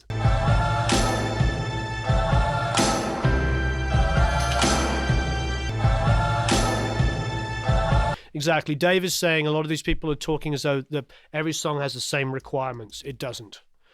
You're welcome, John. Yeah, I'm going to try and do this as much as possible. Academy, because of Black Friday and everything, has grown quite dramatically. There's going to be a good, an extra 100 people are going to be in here. And those of you that are going to re-up for another year soon will definitely be seeing you guys for another year, and girls. And that's pretty fantastic. So I want to make sure that we cover up. We talk a lot about doing double weeks, but I realize that this kind of detail is going to take it to the next level. All right. So I'll try and do this as often as we can. All right. So yeah, it's not because I'm listening to the isolated tracks. I'm listening to the overall mix.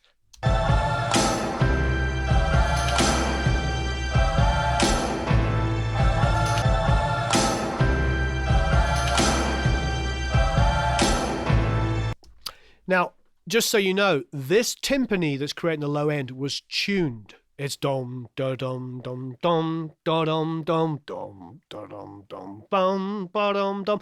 It's actually playing it. So, with that comes the fact that each low end note is going to have its own frequency. Because an A, as you know, is 440. You understand that every note has a specific low end to it. The reality is, and we have a lot of discussion about it, and some people are correcting me when I'm wrong, because I am often wrong. I had a difference. I was talking about 440 and I meant 220 because it was the octave above. But the reality is like you're going to hear and see it. It doesn't mean that you still can't manipulate it sonically. Even though the note is changing, it doesn't mean that the balance has to change that dramatically. It might be that you take the timpani here, for instance, on this mix, those of you going to go back and mix Hurricane, and maybe put a multiband compressor on it and just compress the low end evenly. I would probably put an R bass on it and then squash the schnizzle out of it so the low end was even the whole time. Thinking about it in a sort of terms of a bass guitar as well. Anyway, the mix is great. It just needs the differentiation on the low end. It needs some detail work down there so the bass lives separately, but also glues. Does that make sense? It needs to glue with the kick, but it can't be so glued that it's just between the two. So it needs to be some definition there. The other thing is vocal higher. Not everybody, but a lot of people were pointing out that the vocal could poke its head out a little bit more. I agree, the vocal, it's a pop song. The only other thing I would go back to, Ricky, and this is a great mix. I don't want to be critical because these are minor things. The other thing is take the strings and automate them. There's a moment, I think, here.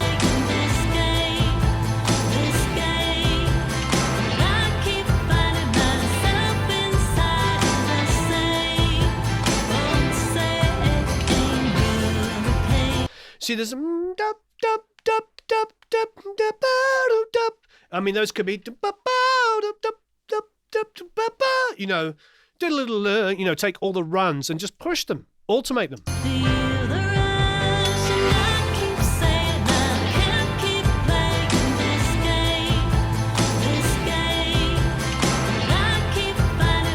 It might be that it just needs some more high end and a little less mid range in them. So just kind of like high mids, but not quite so much low mids. So it's blah, blah, blah, blah. So yeah, hotter vocal, clean up that low end and automate the strings so they add some interest to it overall. Otherwise, really great mix. And these are the things that we're going to pinpoint things as opposed to like making general assessments that I don't want people to throw away their mixes. I think you won't learn anything if you throw the baby out with the bathwater in these instances. What we need to do is we need to take the mixes and craft them the best version they can, and then you'll learn incrementally how to make everything better. All right, next up is Alexi with Stay.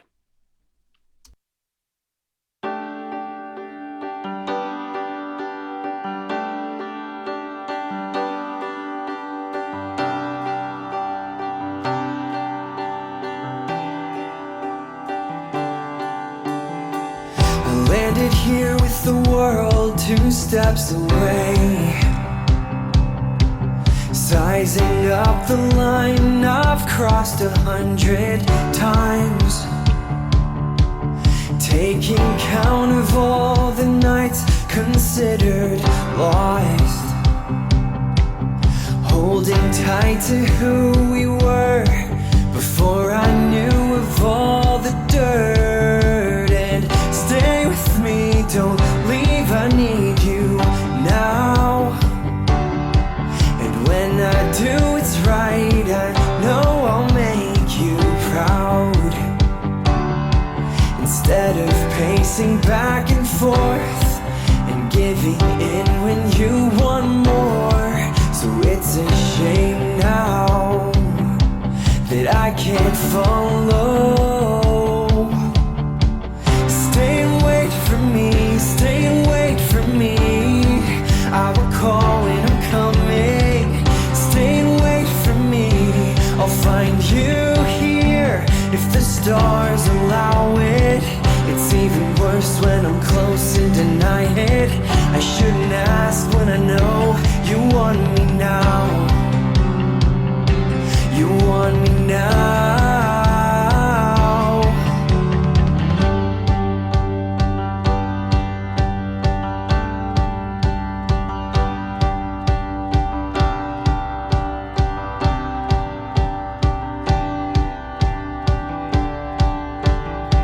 I landed here with the world 2 steps away, sizing up the lie I've told 100 times. I can hear it in the way you say my name. There isn't any magic cure, I just refuse to leave the dirt. And stay with me, don't leave, I need you now. When I clear my mind, I know without a doubt no one loves me like you do. It's hard to turn from all the proof, so it's a shame now that I can't follow. Stay and wait for me, stay and wait for me. I will call when I'm coming. Stay and wait for me, I'll find you here if the stars allow it. It's even worse when I'm close and deny it. I shouldn't ask when I know you want me now. You want me now.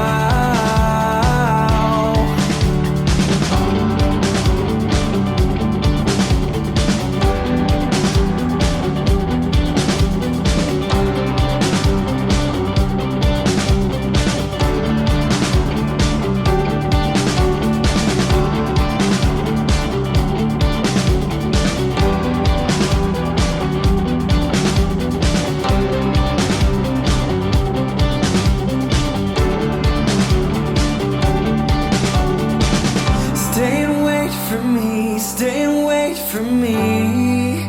I will call when I'm coming. Stay and wait for me, I'll find you here. Stay and wait for me, stay and wait for me. I will call when I'm coming. Stay and wait for me,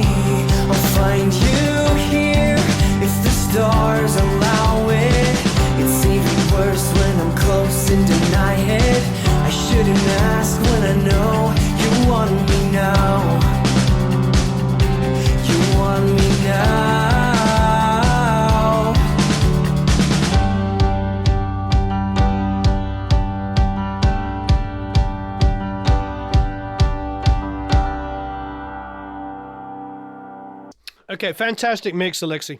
I definitely wanted to hear the whole thing. And the reason for that is, first of all, it's nice to hear the whole mix and get some context. But also, and this is why, this is why our eyes are always things we have to be a little concerned about when we have music. Now, looking at your mix, see what we have here? There's a sort of lack of dynamics all the way through. And I wanted to listen to it and not make any because if I had stopped and started this, I would not have noticed any dynamic change, any shift in production choices or anything like that. So this is going to be interesting because there's only one other stay here. So here, and that's that next one is Spectrum 424, and it's similar. And it's got a lot to do with the production has got, I kept it very, very full. However, looking, and I'm doing inverted commas to joke at myself, looking at it, there's a little bit more dynamics going on in certain sections here and here.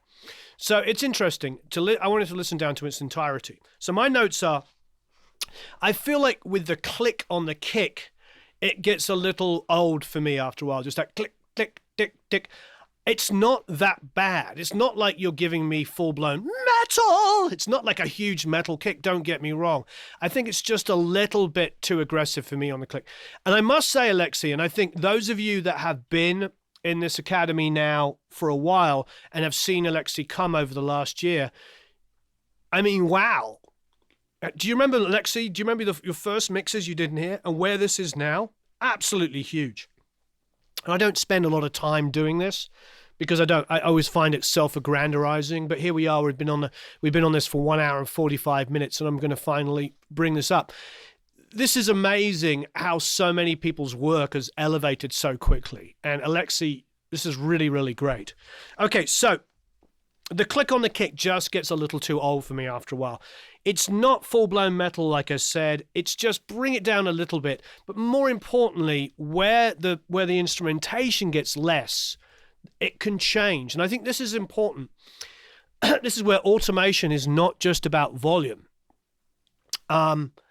It's not so much about like the volume of, you can do automation of volume. It's automation of EQ as well. So if we go to the end here, listen to those two differentials. You want me now.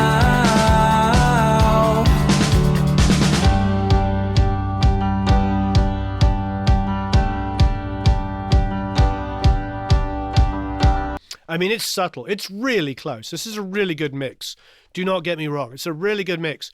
But it's probably slightly more click than I need in where the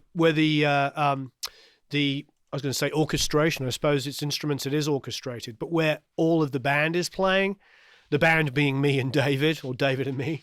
But it's okay. I could bring it down slightly there, but when it goes to the kick on the own, a little less would be great. You want me now.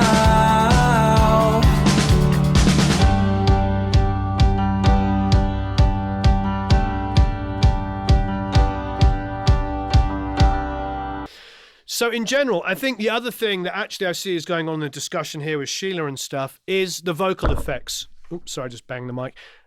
Sorry if anybody's listening on big speakers. Let's have a listen at the top again. I landed here with the world 2 steps away. And I agree. I think Sheila's hitting it right, the nail on the head there. It's too much for me in the verses. I don't mind the vocal effect. I also think the vocal is just on the verge of being slightly too loud in the verses. But it might be that once you bring down the vocal effects, it doesn't feel that way. It's probably the vocal effects that are pushing it more forward. So what I would do is I bring down the vocal effects in the verses, allow them to be as loud as you want in the choruses. Again, automation. I personally would automate the click EQ to make a little less of the boost of the high mids, in the verses, and maybe slightly less in the choruses. I don't mind the articulation of it. I think it's pretty darn good. So I think it's definitely automation city. I think getting in there and doing some detailed stuff, but you're super, super close. Really, really good mix. Great work, Alexei. And once again, I don't want to sound aggrandizing, but let's be honest. I mean, you have come on leaps and bounds since you've been in here. And that's because of all of this, because of all this stuff that's going on over here. Because everybody's helping each other and they're giving each other great feedback. That is why this works. It's not just, getting multi-tracks and stuff. It is the community side of this that works. And I know I talk about it all the time, but it's something that we have in abundance over other people. There's a lot of talk about community, but this is genuine. I can tell you that when we did the masterclass in Nashville this year, we had, Lem and quite Ron and a lot of guys and girls come back. And there was about 15 to 20 people there, of which 10 had already been at a masterclass. And the way that they were talking about other members and looking to help other members, some of them are on this call at the moment, are on here as well. Like, how can we help them? How can we help them grow? That is what this is all about. Because let's be honest, Eric over here. Come over here, Eric. Sorry, Eric. He doesn't know what I'm going to do. Come over here, Eric. I'm scared. Wait there. We love Eric. This is not me teasing him. It's just, maybe it is me teasing him a little bit. Let's go back to OBS. Where is it? And go to webcam. Eric is modeling for you his brand new 21 Pilots hoodie. It is a nice, slightly fluffy, generic hoodie. That it is. He went to the 21 Pilots show. A great band. Don't get me wrong. Lovely band. How much did this hoodie cost you? $80. Say that one more time into the microphone. $80. 80. And he had a good hour and a half of his life. Did they play for an hour and a half? Yeah. And how much was the tickets? Oh, these ones were $200. $200 each. Where did you sit? The Great Western Forum. But where did you sit seeing the band? Oh, I was in the second level. I wasn't even on the first. I wasn't in the pit area. I was, second high level. So $200. $200. Which is great. I mean, I've paid. We got some really good tickets for Roger Waters that were only a little bit over 200, but I was very strategic. Bought them on the day. I can't remember, just when people were offloading a few they couldn't get rid of, and I got a really good deal on great seats. But normally, $200 is pretty typical. It's a live experience. However, he's got an $80 hoodie on, and it's a nice hoodie. I'm sure it's a good $20 at Walmart. So, look, you get what we're saying. We get what you're saying. The reality is like, even at full volume, even at full price, for many members have joined outside of the Black Friday deals. I'm not talking about the ticket price, because that's a choice you make. But and what did your girlfriend get? She got something as well? A sweater that was $60. A sweater that was $60. And then a shirt that was $30, I think. And a shirt that was $30. So that's, you spent, a nice round $150. Yeah. So they spend $150 on $40 worth of, retail at Walmart or Target stuff. I mean, God bless them. My point is like, even if you joined for $169 and you didn't come in on the Black Friday deal at $99, you get where we're going. I mean, you guys and girls have done, we are going to do the T-shirts and stuff like that. And there probably will be like $20 or $30 or whatever the going rate is. But that's the sort of world we live in here. You guys and girls bring the extra value. You all here bring the extra value that nobody else can ever do. I don't know how much Plapper hoodies will cost, but it certainly won't be $80 for a $20 at Walmart. Maybe it's $40. I have no idea, but definitely not. I don't know how much hoodie through merchandise places cost. But yeah, it's quite silly. So the extra value that makes this worth it is the one-on-one time that we're doing here, but more importantly, take me out of it. Thank you, Mark. Mark says his best decision in 2018 was a lifetime membership. Yes, you can do that too. But you understand what I'm saying. It's like, you guys and girls, I'm going to do it again. This is what makes it different. So thanks ever so much, Michael. Yeah. How much for a cup of coffee? I think a cup of coffee from at the 21 Pilots show was probably $47. All right. Next up is Spectrum 424. And don't get me wrong. I mean, I'm sure they're a great band. They've heard some pretty cool songs. He said that most of their audience was like 13-year-old girls. Like, they have a huge. Hey, so did the Beatles when they first started. No criticism for that. Here we go. Free time. He said, not hardly says, Jay says 3 times the price, so 3 times more comfortable. Yeah, apparently it's 3 times more comfortable. Here we go.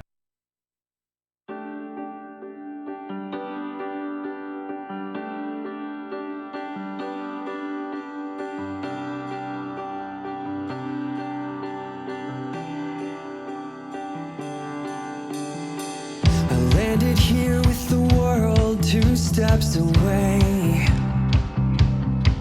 Sizing up the line I've crossed 100 times. Taking count of all the nights considered lost. Holding tight to who we were before I knew of all the dirt. And stay with me, don't leave, I need you now.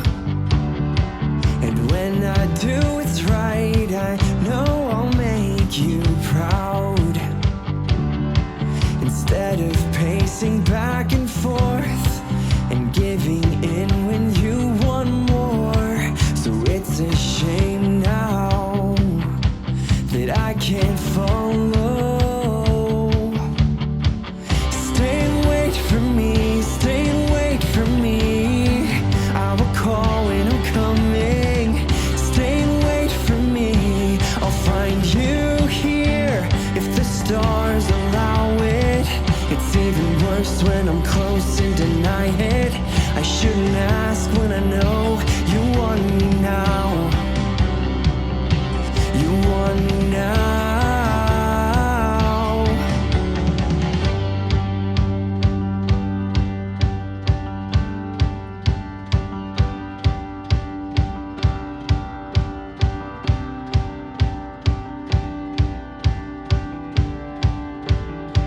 I landed here with the world 2 steps away. Sizing up the lie I've told 100 times. I can hear it in the way you say my name. There isn't any magic cure, I just refuse to leave the dirt. And stay with me, don't leave, I need you now. When I clear my mind, I know without a doubt no one loves me like you do. It's hard to turn from all the proof. So it's a shame now that I can't follow. Stay and wait for me, stay and wait for me. I will call when I'm coming. Stay and wait for me, I'll find you here if the stars allow it. It's even worse when I'm close and deny it. I shouldn't ask when I know you want me now. You want me now.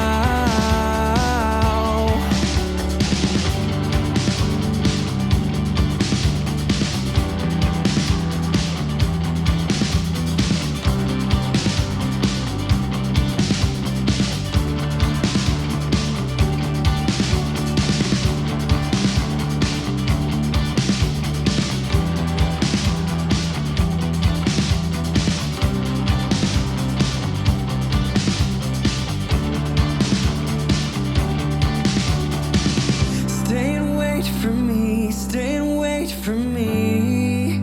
I will call when I'm coming. Stay and wait for me. I'll find you here.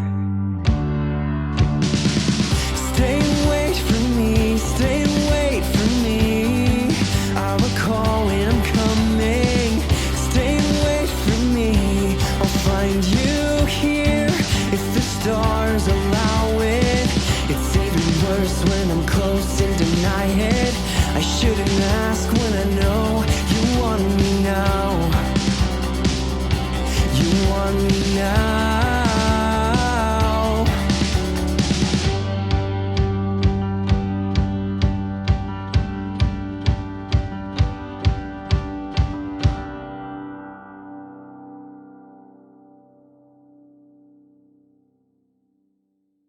Lovely. Okay, so you saw me making notes there, and I had to get Eric to give me another pen because my pen stopped working. All right. So I saw some notes going down. There's some good notes there from everybody, and I think people are identifying things that I think we can get to, like bigger causation, bigger reality why we're there. The number one thing for me is the dynamics between the sections. Now, the reason why I say that is I feel like if we listen to like the first verse, let's have a listen. The line I've crossed 100 times. That's pretty amazing. That's a really, really good mix. You know what I mean? Listen to that. The line I've crossed 100. Could the click on the kick come down a little bit? Yeah, maybe a bit. Not quite so aggressive. The line I've crossed 100. Could there be a tiny bit more low-lows on it? Yeah, just maybe a little bit more low-lows on the kick. But generally speaking, a little bit click, a little bit more low-lows. Bass sits perfectly. This is a nice verse. Have a listen. The line I've crossed 100 times. Taking count of all the nights considered lost. Holding tight to who we were before I knew of all the dirt. And stay with me, don't leave, I need you now. And when I do it's right, I know I'll make you proud. Instead of pacing back and forth and giving in when you want more. So it's a shame now that I can't follow. Stay and wait for me, stay and wait for me. I will call when I'm coming. Stay and wait for me. I'll find you here if the stars allow it. It's even worse when I'm close and deny it. I shouldn't ask when I know you want me now. You want. So that's pretty darn good, but it's right on the verge. It's right on the verge of the bus feeling the compression on the bus is just starting to collapse in on itself. Just a little bit. So what I would do is, again, a little bit more low-lows on the kick in general, just a touch, a little less clickiness in the verses. However, you can bring that clickiness back when it gets in depth, when everything comes in with it. The only thing on that chorus is it's right on the verge. Instead of pacing down, that I will call when I'm coming. Stay and wait for me. Now I'm not hearing the low on the kick at all. I mean, it's there, but it's low. It's blending in with the bass a little bit, and of course with the toms, the low-lows on the toms are getting all sort of blurred together. So it's causing the mix to feel like it's folding in a little bit too much. You know, there's a lot of low-end detail. There needs to be a bit more definition on the kick, less on the toms, more kind of like hearing the toms. Like, for instance, the reason why we like click on the kick is because it points us and focuses us to the low end. You can have boom, boom, boom, boom going on a bass guitar. You can have boom, boom, boom going on a kick drum.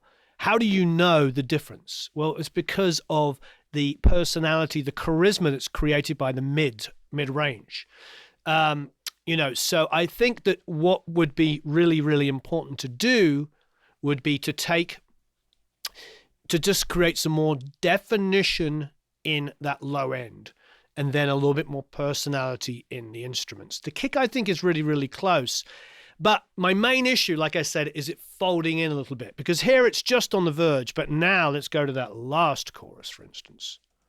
Stay and wait for me, I'll find you here. Stay and wait for me, stay and wait for me. I will call when I'm coming. Stay and wait for me, I'll find. See, the click on there doesn't bother me at all. The click on the kick is fine. But the kick is, the low lows on the kick, as Dave was saying, the low lows on the low las, is just getting a little, like, where's it going?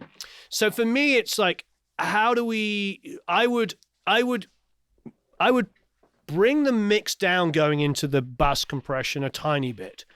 Allow it to definitely fold in a little bit and just increase the amount of compression in the choruses, definitely, but not as much as going on, because the problem for the low end is it takes up a lot of energy and it just turns into a bit of a kind of a blobbiness, especially as you heard on that first chorus, because you've got floor and rack toms which have low end going on. You have bass guitar and you have kick drum all kind of being just hit a little bit too much. Yes, it's possible the master bass tom is being hit a little hard. Now, I've talked about this a lot. There's a couple of things you can do. You can automate going into the mix bus. Of course you can. And you should. But the other thing that's a really, really good trick is to automate the threshold on your compressor.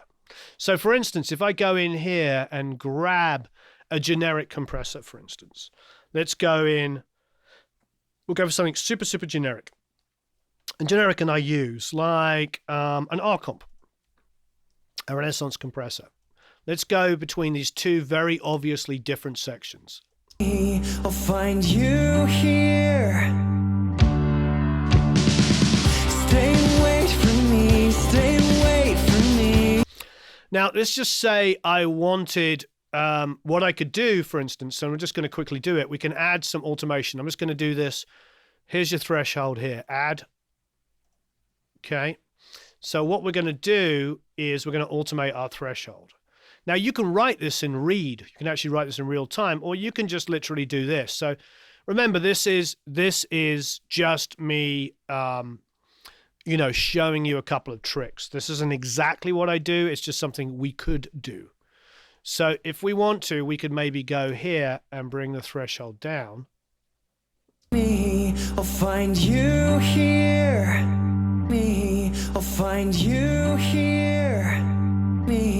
I'll find you here. Listen how it's sucking down that vocal. I'll find you here. Take it off. I'll find you here. I'll find you here. I'll find you here. That's how out front the vocal is at that moment. Now, let's just bring that threshold back up a little bit. I'll find you here. That's kind of nice. Okay, so let's have a listen between those two sections. I'll find you here. Stay and wait for me, stay and wait for me. So what that's done there is like, this is me doing a mock version of how I'd be thinking. If this was the chorus and it suddenly got significantly louder, I would make my threshold come up.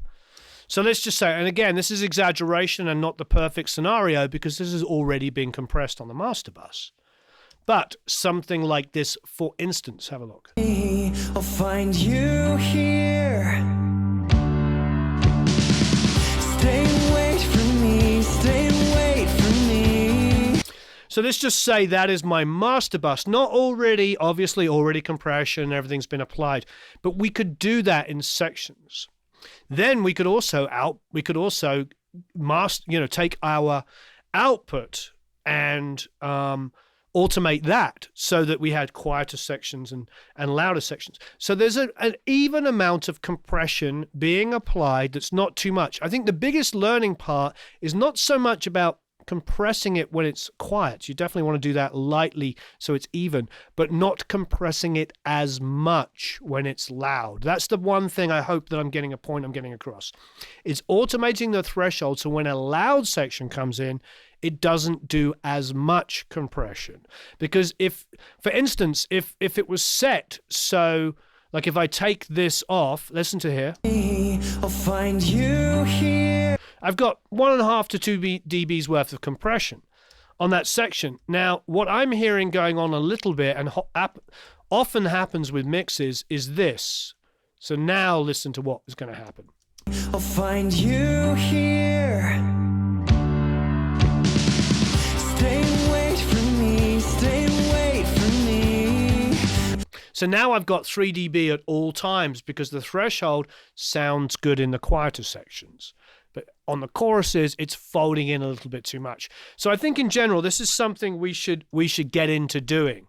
I'm just going to take that off. That was just an illustration. And again, once more, remember, this is an already mixed track.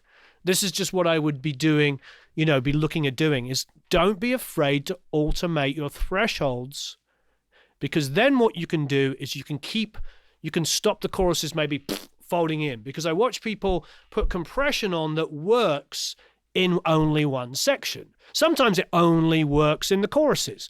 So then the verses are like super spiky and everything's all over the place and it sounds like things are jumping out of nowhere.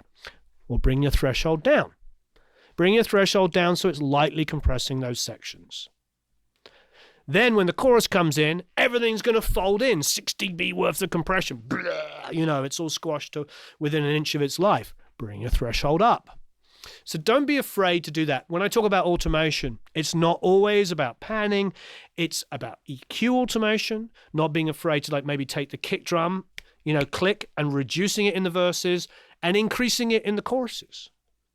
It's about taking automation like Kip was doing in the verses, having a narrower vocal sound and then widening it up for the choruses. Different EQ in the verses to the choruses on the vocal.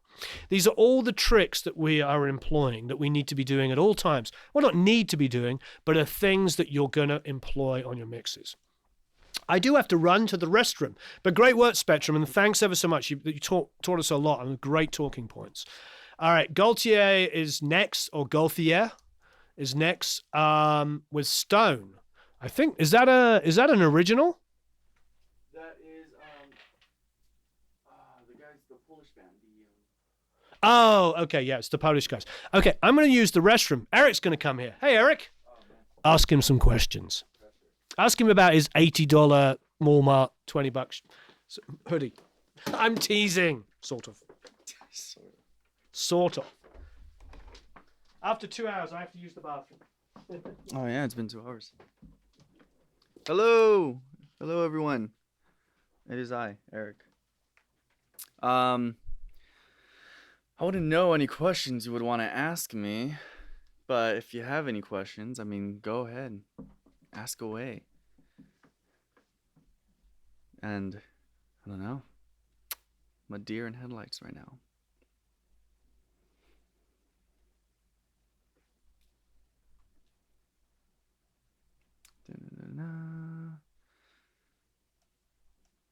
I do know there is a... Hello, Carlos. There is a delay, about 30-40 second delay between what is actually happening and the streaming getting to you guys. Oh, the show was awesome, Alex. It was amazing. It was worth the $200 I paid per ticket. The tracks, I used ScreenFlow, which records your screen and records your computer audio that you're playing back.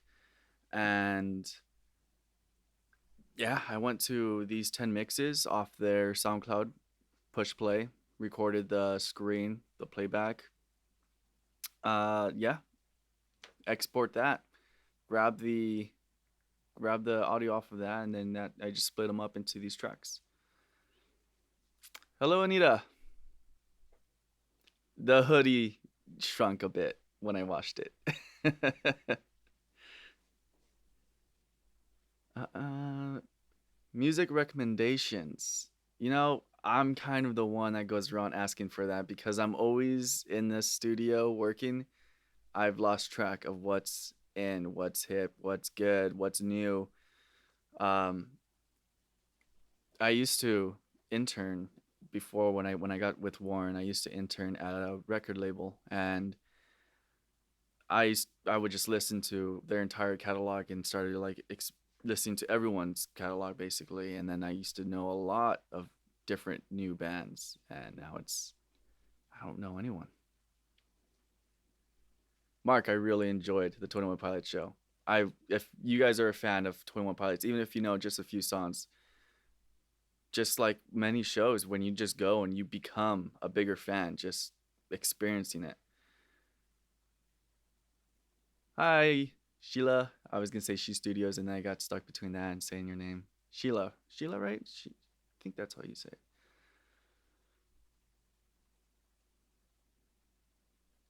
it. Is Warren larger in real life? Um, yeah. I mean, his personality is definitely the same. What you see on here is really how he is. I am mixing engineer, wall assistant, mixing engineer, assistant to Warren, engineer for Warren. All of those. ScreenFlow is what we use to for all the well, no, not for the live streams. The live streams is OBS. Like what you see on YouTube and all of those streams, we're using OBS, which is just like a streaming software that's free, and it's great. It's really good. It for being free, it's great. It's just I don't see why you would pay for anything else. Works for us. I'm sure what the other softwares out there that you would pay for, they offer something different that's, takes it the next step. But Michael, I was in a band, but since I've gone full time here, I didn't have time to really go to practices, make new songs, whatever small little tours they wanted to do. I couldn't really just put the time in as much, and I decided, you know what, I want to focus on my career rather than, it's fun being in the band. It was great, but I just didn't really see it going anywhere. So, I went the career route.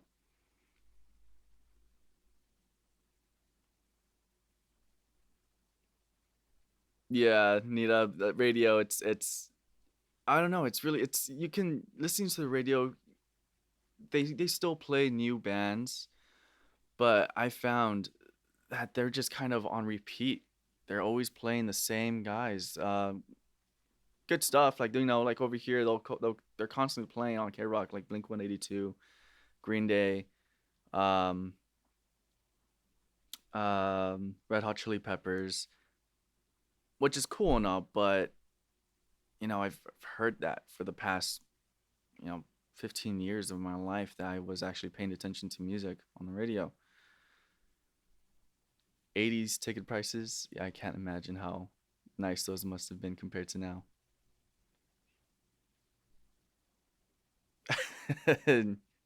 John, I'm blinking 100 times.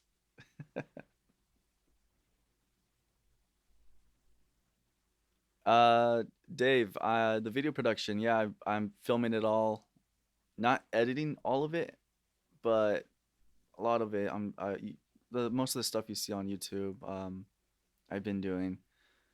Uh, it was actually the first thing I did when I started here. One of the first things I did when I started here 4 years ago, when the channel started, was learning how to edit video, and so I've been doing it since then.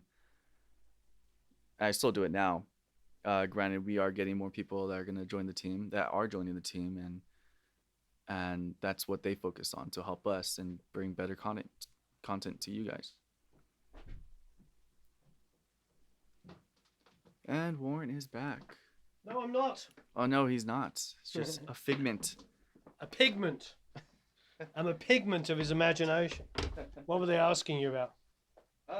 They're asking about, did you really spend $80 on a I did come hoodie? up. Well, not. I forgot who it was. I think it was Daniel. Someone asked Blink twice if I need hoodie help. I think $200, Sheila's the cheaper tickets. If I can get good seats for only $200, I'm all over it. But unfortunately, I don't think that that's possible. I wish. Editing video is a ton of work. Yeah, we try to farm out as much as that as we can, and we're trying to increase that. So, yeah, I mean, I've got tickets. I feel like the Stones. I may have paid £40, £40 or something like that for Stones tickets at Wembley Stadium in like 90. I think it was 90. I don't think it was about price. It was about getting tickets. I don't think it was ever about like how expensive they were. We never thought they were like unbelievably expensive. These days, you know, when you're getting tickets, it's all about like, it's about, do I want to spend the money? Is the seat good enough for the huge amount of money I'm going to be spending? That is the number one thing. I really, really wanted to see the Phil Collins tour. I would have loved to got it. I grew up loving Genesis. I just could not justify spending over $500 on a terrible, terrible, awful seat in the back of nowhere to see a little tiny blob that may or may not have been Phil Collins, and to see like, or a video screen of him. Not interested. I did that one time for The Cure at Hollywood Bowl, and we said about 3/4 of the way back, and they didn't put on any. They did a very basic show. He made it about the band. He didn't make it about himself. All of the things I respect, but it basically meant that my wife and I sat and saw little blobs, and then the people around us were louder than the music. It just wasn't worth it. And I love the Hollywood Bowl, but I only go there if I can get really good seats. And it's just unfortunate that, you know, we all know that that's now where everybody's cashing in, is on the live front. They're not making the millions that they used to from record sales and radio play. So now they're trying to cash in on live. And, you know, our favorite bands, we love them all dearly, but they're all talking about how, you know, they're going on the road and making $100 million, you know, on a tour. Great. God bless them. But, you know, it's great. So, Michael, you went to see Phil Collins. Did you have good seats? Did you have really, really good seats? Jerry wants to know, do I beat you if you're late? If that was true, he'd be beaten to a pulp. Yes. It's a standing joke with Eric and timekeeping. All right. I've seen The Cure, I don't know, not going to exaggerate, maybe 15 times. And it's fantastic. But that particular tour, that last tour that they played, no screens whatsoever. It's outside. They don't, you know, Hollywood Bowl, it doesn't quite have the volume. It wasn't necessarily the best mix I've ever heard. You know, when I've seen Matt Butcher mix, you know, Blur, and when he mixes Blur, when he mixes the Gorillaz, it's the best sounding gig you've ever been to in your life. I mean, that's what I'm looking for. I'm looking for like incredible sound. It wasn't as good a sound as it could have been. Having said that, the bowl is difficult. Matt nails it in the bowl. Matt always does an incredible job, but not everybody's him, you know? But it was just more about like, you don't want to pay a lot of money for not very good seats. And that's the difference, isn't it? That's where we've ended up. The $200 is like the half a mile away. But it is what it is. It's just a reality. It's not going to change. Artists are not going to get the money back that they used to from record sales. Spotify is increasing. There is more money being made from Spotify. Is there a fizzy water in there or something? Oh, yeah. Sorry. So it is getting better, but in the meantime, they're going to cash in as much as they can. And the scalpers aren't helping us. But anyway, it is what it is. Next up, let's have a listen. Let me make sure I'm not cutting off the intro here. There you go. It's better.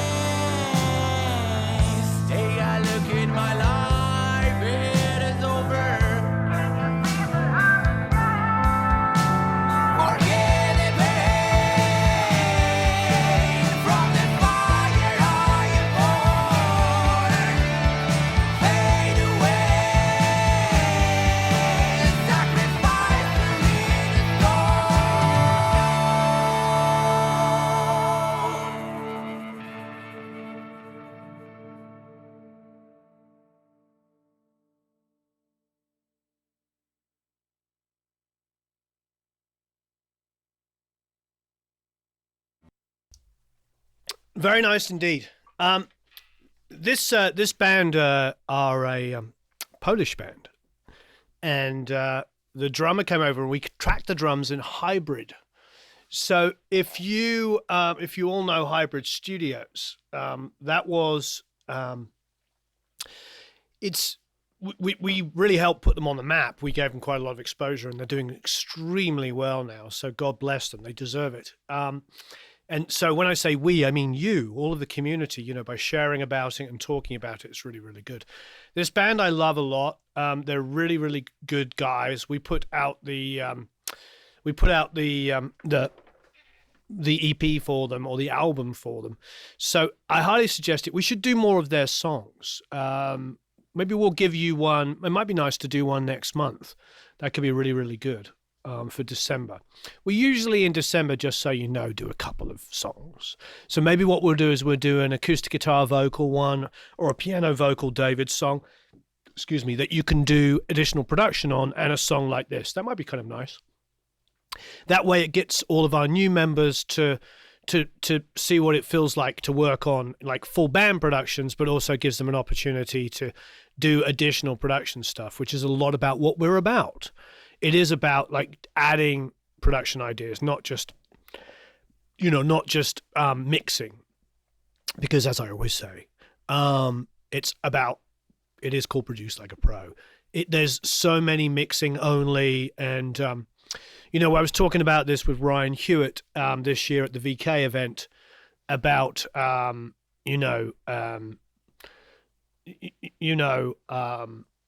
about the idea of sharing information and how it's easy to copy and share.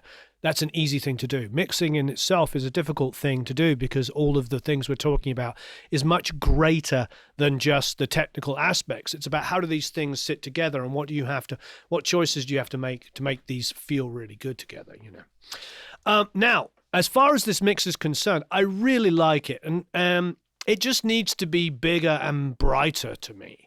It needs more boom and fizz. It needs more low lows on the kick. It needs more air over the top. It feels quite mid-rangey. I think I would take more risks. Now, I suppose let's have a listen again. I want to try something.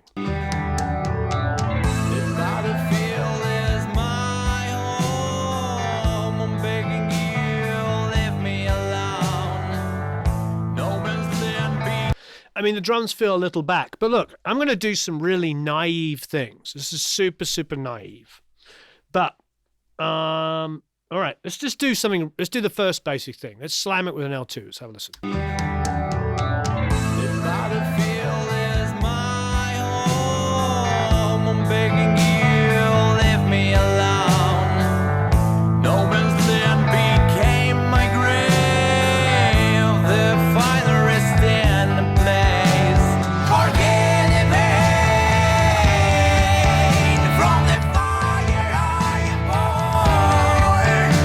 Now, why did I do that? And I'm smashing it. Let's see what happened in that chorus there. The finest in the place,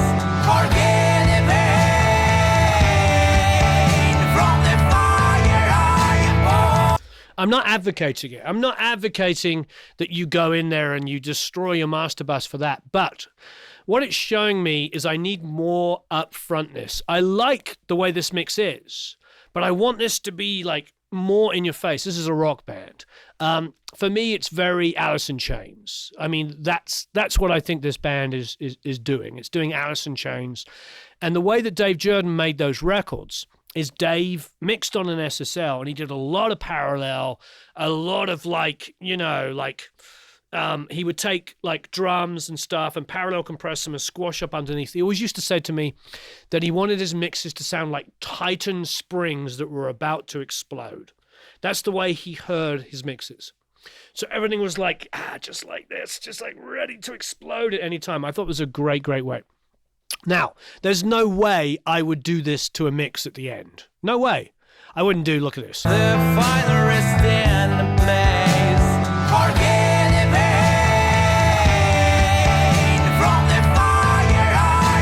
But what is it illustrating? With that 6 dB worth of limiting that's going on occasionally, what is it illustrating? It's illustrating that the snare feels like it's too in there. Now, without it on, let's have a listen. But what's interesting is the toms sound really good. They sound really natural. They sound really, really good. But the kick needs some more oomph on it. The snare needs to be a bit more up front. Now, often limiting, compression, etc. will do that for you. But I wouldn't do it at the end on the master bus like I've done there. I would do it leading up to that. I would take that drum bus and just get it a little bit more forward. So everything comes a little bit more forward. I would experiment with parallels. I would experiment with a parallel bus that has some more energy underneath it. That drum room at Hybrid is good, but it's super clean.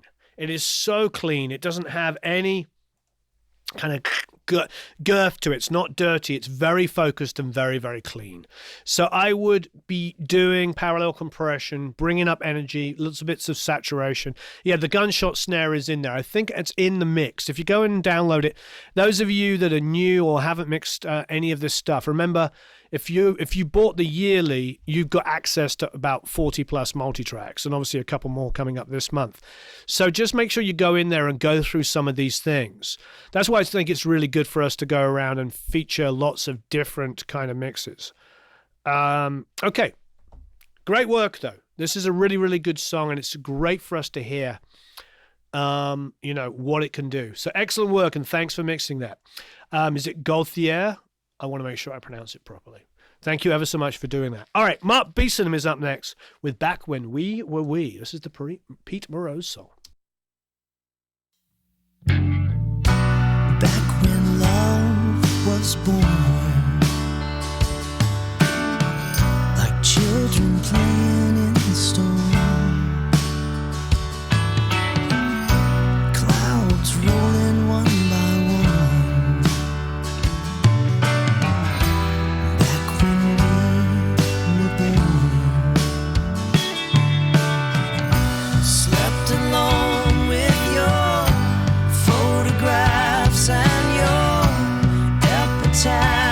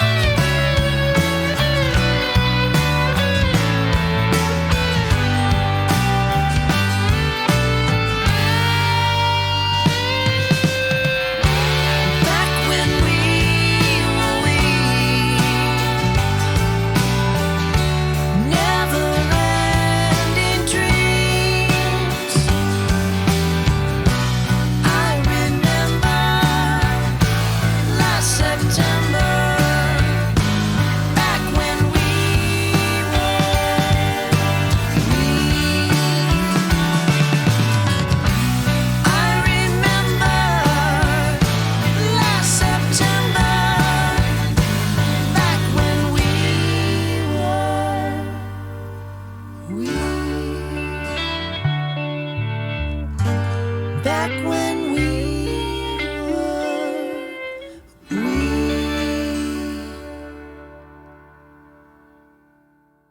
Cool. Mark, fantastic mix. Really, really good. There's so much that's great about this, and it seems like you saw me taking notes here. And by the way, I'm on pen number 3. Can you believe this? 3 of these cheap pens. Hey, caramba. If we ever do produce like a pro pens, we better make sure they're good quality. Anyway, okay, so it's interesting because I really, really like where this is going. In general, the mix was fantastic. However, the kick comes and goes. Like in the choruses, it's like it just folds in too much. Have a listen. Back when we were we, in sweet harmony. See there? In sweet harmony. It really comes down to like, what is the bass playing? Is the bass getting in the way of the kick? Is the kick getting in the way of the bass? Again, I think that when we were talking about earlier about finding those frequencies that where the bass and the kick want to live and have a little bit of separation, talking between 80 and 110 on the kick. You'll notice earlier when I put a Paz frequency analyzer up, we were seeing that the timpani, which was providing the low end on Hurricane, was fighting with the bass guitar. So we needed to go a little lower. I think that's the same thing here. Now, the things to remember are, we've got the kick drum. We want to have the definition between 40 and 60 hertz down there for the weight on the kick. We need that. But we also want to make sure that obviously the bass is not in the way of that. So we'll take a gentle high pass at about 60. Not a steep one, but a gentle one, get it out of the way. We want to go to between 80 and 110 on the kick drum and pull some of that out to let the bass breathe there. These are all good things. But the most important thing is that we make sure that the master bus doesn't just fold in on itself and there be so much compression going on every time the kick and the bass are playing. So it's again, should be threshold. We should be controlling our threshold in sections on our master bus compression. We should be looking at making sure that everything doesn't just kind of fold in. That's what's happening here. In sweet harmony. I remember. I'm not hearing from, I'm hearing it on the bass, but I'm not hearing it on the kick. So that's where we need to sort of get in there and create some definition. Other than that, the mix is fantastic. All of my notes were about the low end. Everything else I really loved. I mean, you've got great guitar sounds, great vocal sounds. It's really that. So fantastic work, Mark. It's good. This is good. Okay, Jay is up. Jay Brennan. Now, Jay's mix is a little low. Again, we don't have to talk about this as being necessarily a problem because this is the Academy and we're not all about limiting the schnizzle out of it, but it is important to notice that if you're going to compete trying to get mixes against other people and do, mix-offs, that you need to get this level up so it can compete because not everybody hears the same way we do, is not as educated and is not trying to help each other. They're just going to go, oh, we don't like that mix. And it can just purely and simply be because it's not as loud. So have a listen.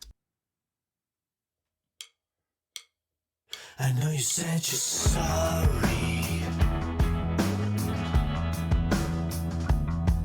but I swear I've heard that word 1,000 times. It always makes me angry,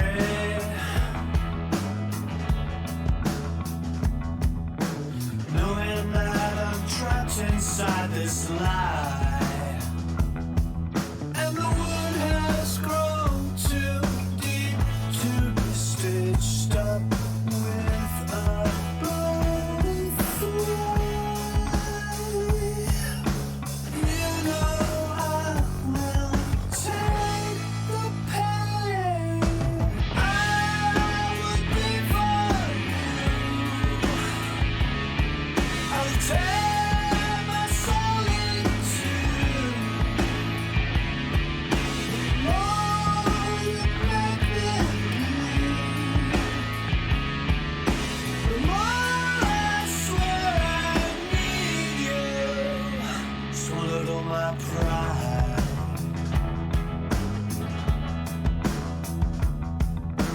I take the hate and shove it deep inside, but I realize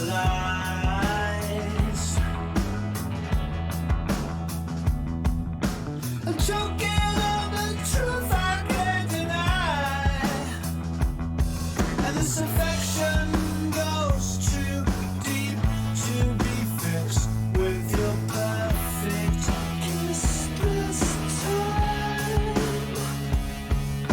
You know I can't take the pain. I would be for you. I'll tear my soul in two. The more you make me bleed,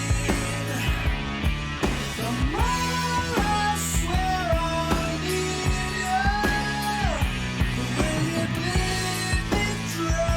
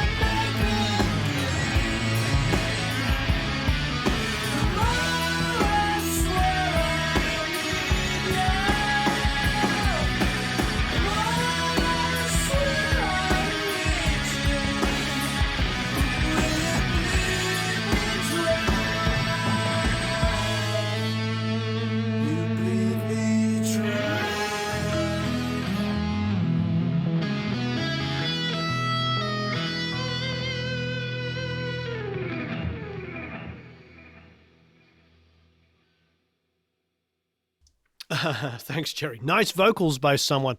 I'll never, ever, ever get used to hearing myself sing. When you're a musician, producer, and engineer, exactly, you know what I mean? Working with, Steven Tyler and Isaac Slade and James Blunt and all the other people that I work with, hearing yourself sing is quite painful, to say the least. So anyway, I must say that, yes, my vocals need some work, to say the least. But so what do I think? The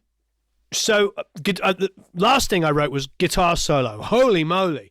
So thanks, Jay. You really brought my guitar solo up. It might be a little scary hearing myself that loud. Now, for me, snare needs to be more upfront and brighter. I just need it. It sounds a little, somebody said boxy. I mean, yes, definitely sort of mid-rangey. It needs to be brighter. It needs to be louder.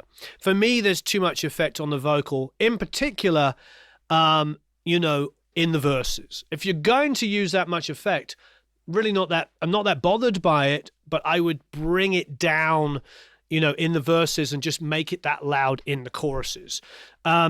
That would be absolutely fantastic. I think in general, it needs more bottom and top. It just needs more like openness.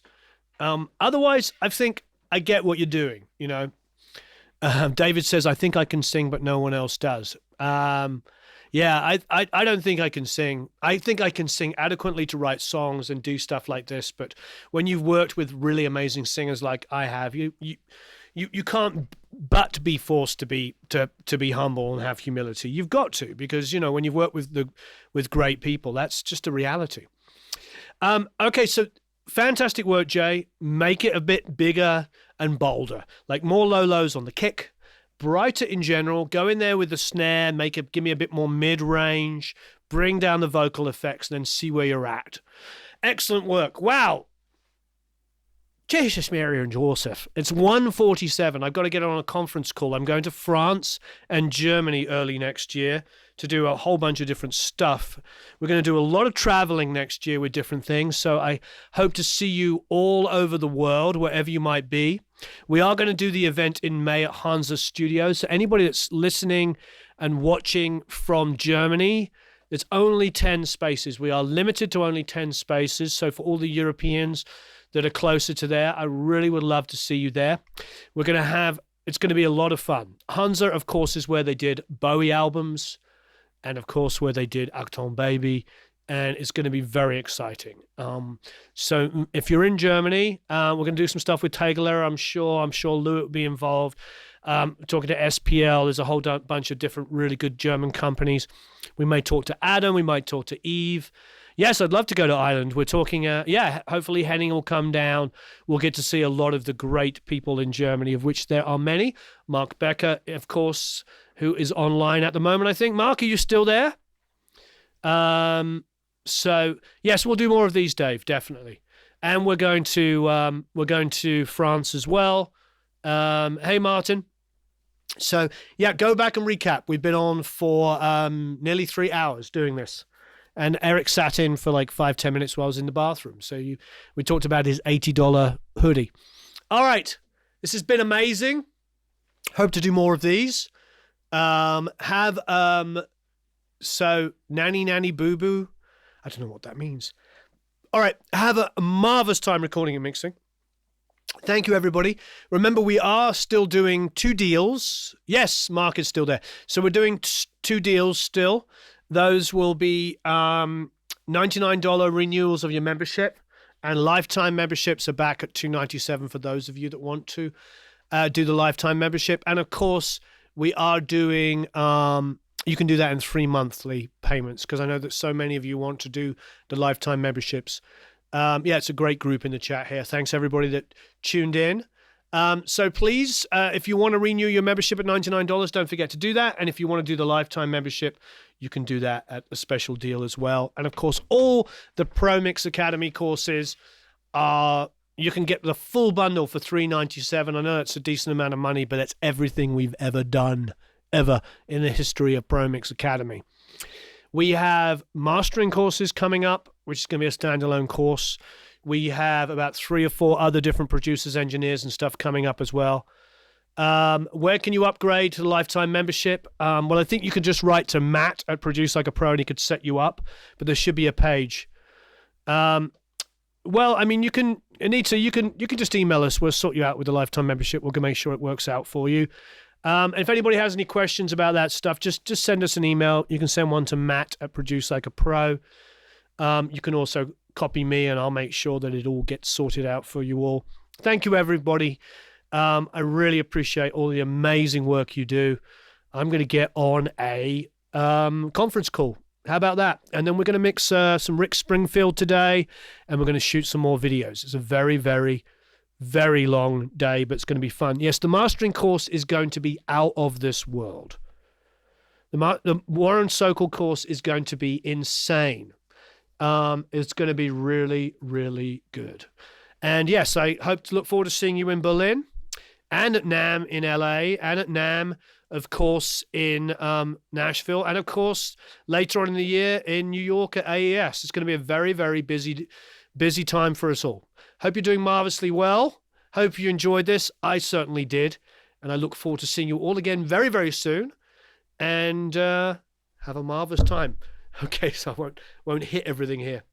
See you all again. I'm trying to go over to that camera. See you all again very soon. Have a marvelous time recording and mixing. Thanks for everybody who came in here and did a wonderful job of helping each other out.